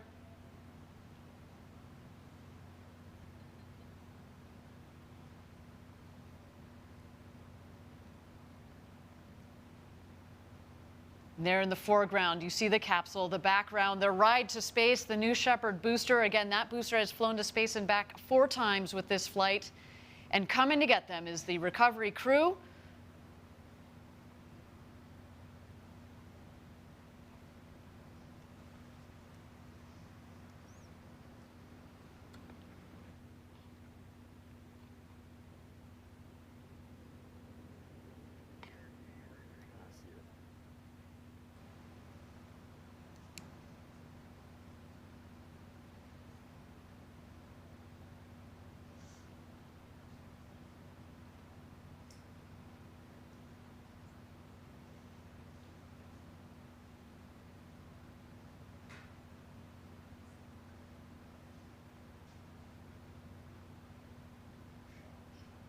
And Jackie, you can see there, again, beautiful shots of the capsule. The parachutes actually have fallen pretty close to the capsule itself, meaning that there isn't a lot of ground wind out there. We talked about this earlier in the show, and of course we had to delay a day because of the gusty winds that have been out there. But no, today has been a beautiful day for a launch and landing of a rocket and launch and landing of 4 new astronauts. I know we were talking to Chris a couple days ago, and he actually flew that USB full of music from around the world to space. As you mentioned, he's a DJ. So of course we have our new astronauts. We have our Club for the Future postcards that have just returned from space. And of course, you know, some of the personal items like this awesome USB full of music. I wish we could be playing some of that right now. Well, you probably will soon. Actually, Yes. you know, as we mentioned, Chris Bosshausen has kind of a side gig as a DJ, DJ Crispy, and he actually released an album on Friday, and I can't wait to see what he does with that music. Some musicians on board too. Of course, William Shatner. Everybody knows him as an actor. He also sings. I think that's one of the most beautiful things about what we're doing at Blue Origin. Again, opening the door to more people to go to space. Yes, the scientists, yes, the engineers, but now the artists, poets, singers, DJs, let's just see what they create coming out of this experience. We have said it before, going to space changes you. We've talked about the overview effect, and I can't wait to see how the stories that come out of, and the art that comes out of this. All right, we now have Sarah Knight going around the capsule, getting the thumbs up from each of our astronauts.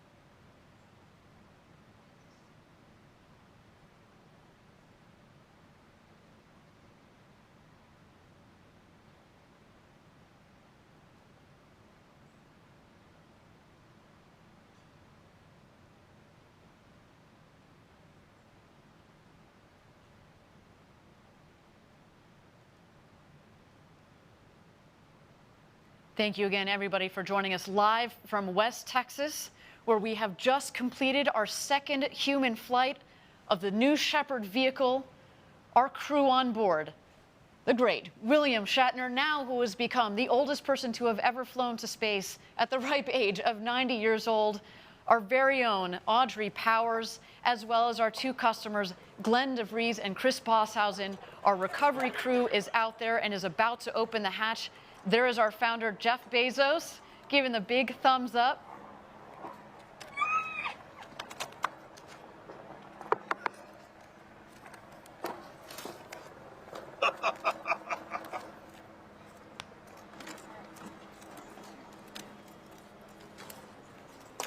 This looks like a familiar shot I remember seeing recently. Yes. A very happy birthday.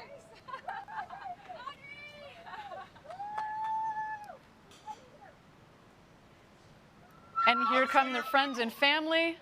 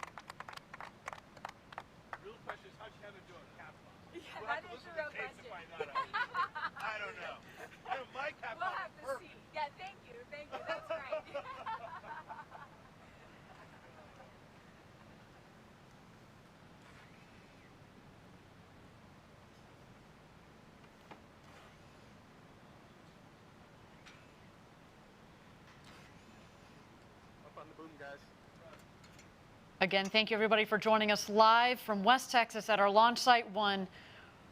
Our second human space flight crew has gone to space and back up over the Kármán line, just over 351,000 feet. We're awaiting Jeff Bezos, who is now opening the hatch. Yes.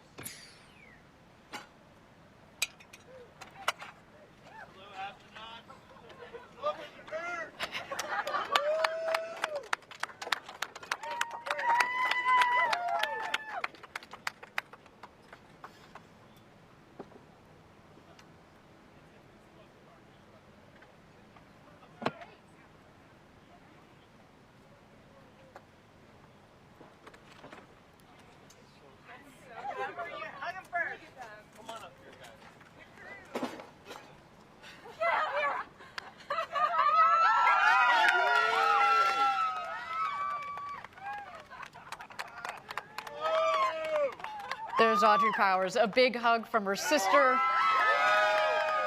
Captain Kirk himself, the great William Shatner.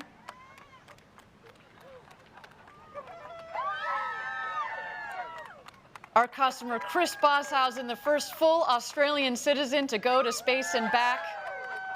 And Glenn DeVries.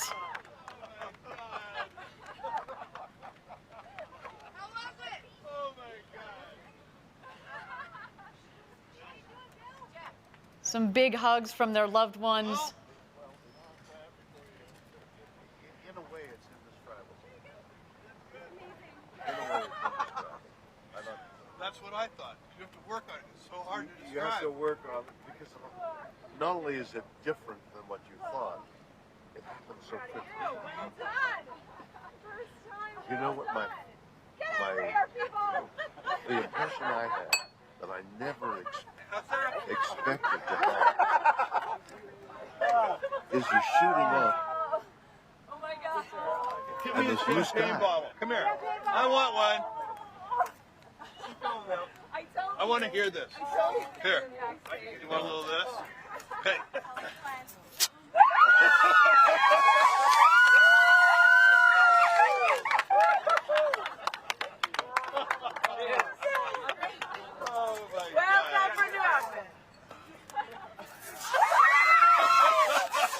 The champagne showers have begun.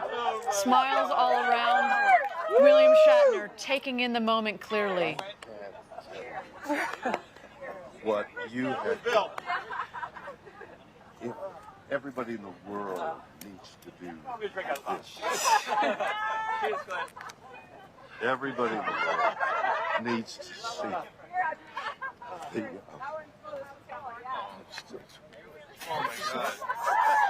it was unbelievable. Unbelievable. I mean, you know, the little things of weightlessness. But to see the blue cover go whip by, and now you're staring into blackness. That's the thing. The covering of blue, this sheet, this blanket, this comforter of blue that we have around it. We think, oh, that's blue sky. And then suddenly you shoot through it all of a sudden, as though you whip off a sheet off you when you're asleep, and you're looking into blackness, into black ugliness. And you look down, and there's the blue down there, and the black up there, and it's just, there is Mother and Earth and comfort, and is there death? I don't know. Is that death? Is that the way death is? Whoop! And it's gone. Jesus. It was so moving to me. This experience has been something unbelievable. You see, yeah, you know, weightless, my stomach went up, and God, this is so weird. But not as weird as the covering of blue. This is what I never expected. Oh, it's one thing to say, oh, the sky and the thing and the fragile thing. It's all true. But what isn't true, what is unknown until you do it, is there's this pillow, there's this soft blue. Look at the beauty of that color. And it's so thin. And you're through it in an instant. It's what a, how thick is it? We know. I mean, the atmosphere. Is it a mile? 2 No, miles? I mean, it depends on how you measure because it thins out, but maybe 50 miles. Not But even. you're going 2,000 miles an hour. So you're through 50 miles, whatever the mathematics Fast. are. Yeah, You really know, fast. it's like a beat, and suddenly you're through the blue. And then it's And you're into black. And you're into, you know, it's mysterious and galaxies and things. But what you see is black. And what you see down there is light. And that's the difference. And not to have this, you have done something. I mean, whatever those other guys are doing, what isn't, I don't know about that. What you have given me is the most profound experience I can imagine. I'm so filled with emotion about what just happened. It's extraordinary, extraordinary. I hope I never recover from this. I hope that I can maintain what I feel now. I don't want to lose it. It's so much larger than me and life. And it hasn't got anything to do with the little green planet, the blue orb, it has nothing to do with that. It has to do with the enormity and the quickness and the suddenness of life and death and oh my God. It's so beautiful. Beautiful, yes, beautiful in its way, but No, I mean your words. oh my words. It's just amazing. I don't know. I can't even begin to express what I would love to do is to communicate as much as possible the jeopardy, the moment you see how the vulnerability of everything. It's so small. This air, which is keeping us alive, is thinner than your skin. It's a sliver. It's immeasurably small when you think in terms of the universe. It's negligible. This air. Mars doesn't have it. Right there. Nothing. I mean, and when you think of way carbon dioxide changed to oxygen, and what is it, 20% or something, that level that sustains our life, it's so thin to dirty it. I mean, that's another whole And you shoot subject. through, what you were saying about shooting through it so fast. So quickly, 50 miles. And then you're just in blackness. You're in death. Yeah. The moment This you is life. This is life, and that's death. And it's in an instant. You go, wow, that's death. That's what I saw. That's amazing. That's amazing. And wow. I am overwhelmed. I have no idea. You know, we were talking earlier before going, well, you know, it's going to be different. You go, yeah, it's going to, and you have whatever that phrase is you have, that you have a different view of things. It doesn't begin to explain, to describe what for me. I mean, everybody's going to, but. And this is now the commercial. Everybody, it would be so important for everybody to have that experience through one means or another. I mean, maybe you could put it on 3D and wear the goggles and have that experience. I mean, that certainly is a technical possibility. But what you need also, we're lying there and I'm thinking, listen, one delay after another delay, we're lying there, and I think, how do I feel? And I'm thinking, I'm a little jittery here. And when they move the pins, oh, there's something in the engine. They found an anomaly in the engine. They found an anomaly in the engine. We're going to hold a little longer. Oh, you're going to hold a little longer. And I feel this you know, the stomach, the biome inside, and I'm thinking, okay, I'm thinking I'm a little nervous here. Another delay, I'm a little more nervous, and then the thing starts. By the way, the simulation is, they have to be warned. It's only a simulation. Everything else is much more powerful. Doesn't capture the, and besides which, the jeopardy. Bang! This thing hits. You go, well, you know, that wasn't anything like the simulation. The G-forces, the G-forces, and you're studying, what's going to happen to me? Am I going to be able to survive the G-forces? You feel that? Am I going to survive it? Yeah. And then I think, good Lord, that, you know, just getting up the bloody gantry was enough. Oh my God, what an experience! What? Nothing. It looked like you had a moment of camaraderie with your. Oh, we all crewmates hugged up each other. there and- You know, you share. It's like being in battle together, really. And there is this bonding of being in battle, but you're also embattled inside yourself. Oh my goodness! Wow, I have had an experience. We're gonna pin you guys now. Woo! Okay. All right. Bill. Wow. Remember that conversation we had about it not being Thank you again, everybody, for joining us live.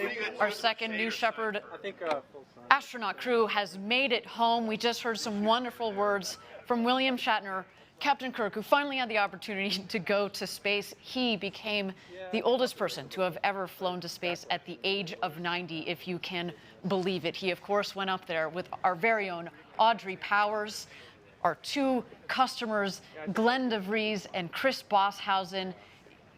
Jackie, you heard what William Shatner was saying. What a moment. Everybody needs to see this. He was commenting on, you know, the fragility of it all, just how thin. You think, oh, here we are, it's all covered in blue. But then when you go in a rocket, go through it, and you see how quickly it turns to black. I mean, he was literally moved to tears by it. And it is, we've talked about it before. Rockets with people on board is an emotional experience. And right now, we're about to see our 4 newest astronauts be pinned with those astronaut wings. So let's check that out. How was your experience? It's going to take me a while to be able to You're going to have to process that. It was incredible. It was the most incredible thing I've ever I have the great honor of pinning this on you. Not many people have been where you have. On the other hand, if you speak now as this thing is fresh, well, not only fresh, flooding, like Chris, totally immersed in. I have the great honor of pinning this on you. Welcome to a very small club.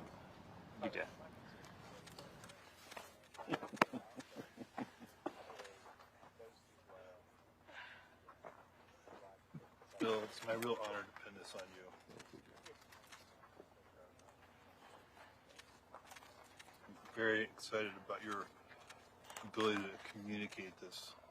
It's so important for so many people. Oops, this one bent. So am I. Do you have a spare one? I never wanted to tell We him. have a spare, don't worry. Oh, sorry, this is Audrey's. Oh, See, can we get a that's, spare one for Bill real quick? Or you think you can unbend that? I was going to try.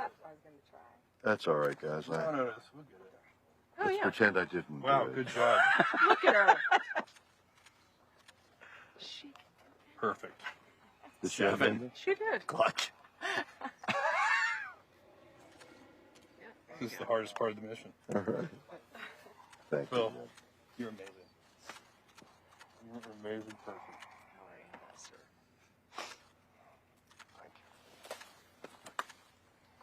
Audrey, you are so deserving of this. Thank you. You've worked so hard on this program, and all your life, you've been dreaming of this. Isn't that true? What a gift. Sorry, these things are tricky. I can see. I have more sympathy for Jeff Ashby now. Poor guy. He had to do it in front of a big crowd. It's just that the Nomex is very tough. Oh, that's true. It's like really. fight you. There you go. I heard it. I heard it. That's snap. Congratulations. Jeff, thanks so much. Okay, guys, we have 4 astronauts before you.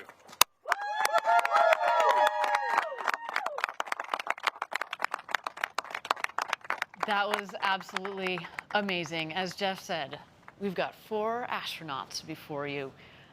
Thank you, everybody, for joining us today for Blue Origin's second human flight.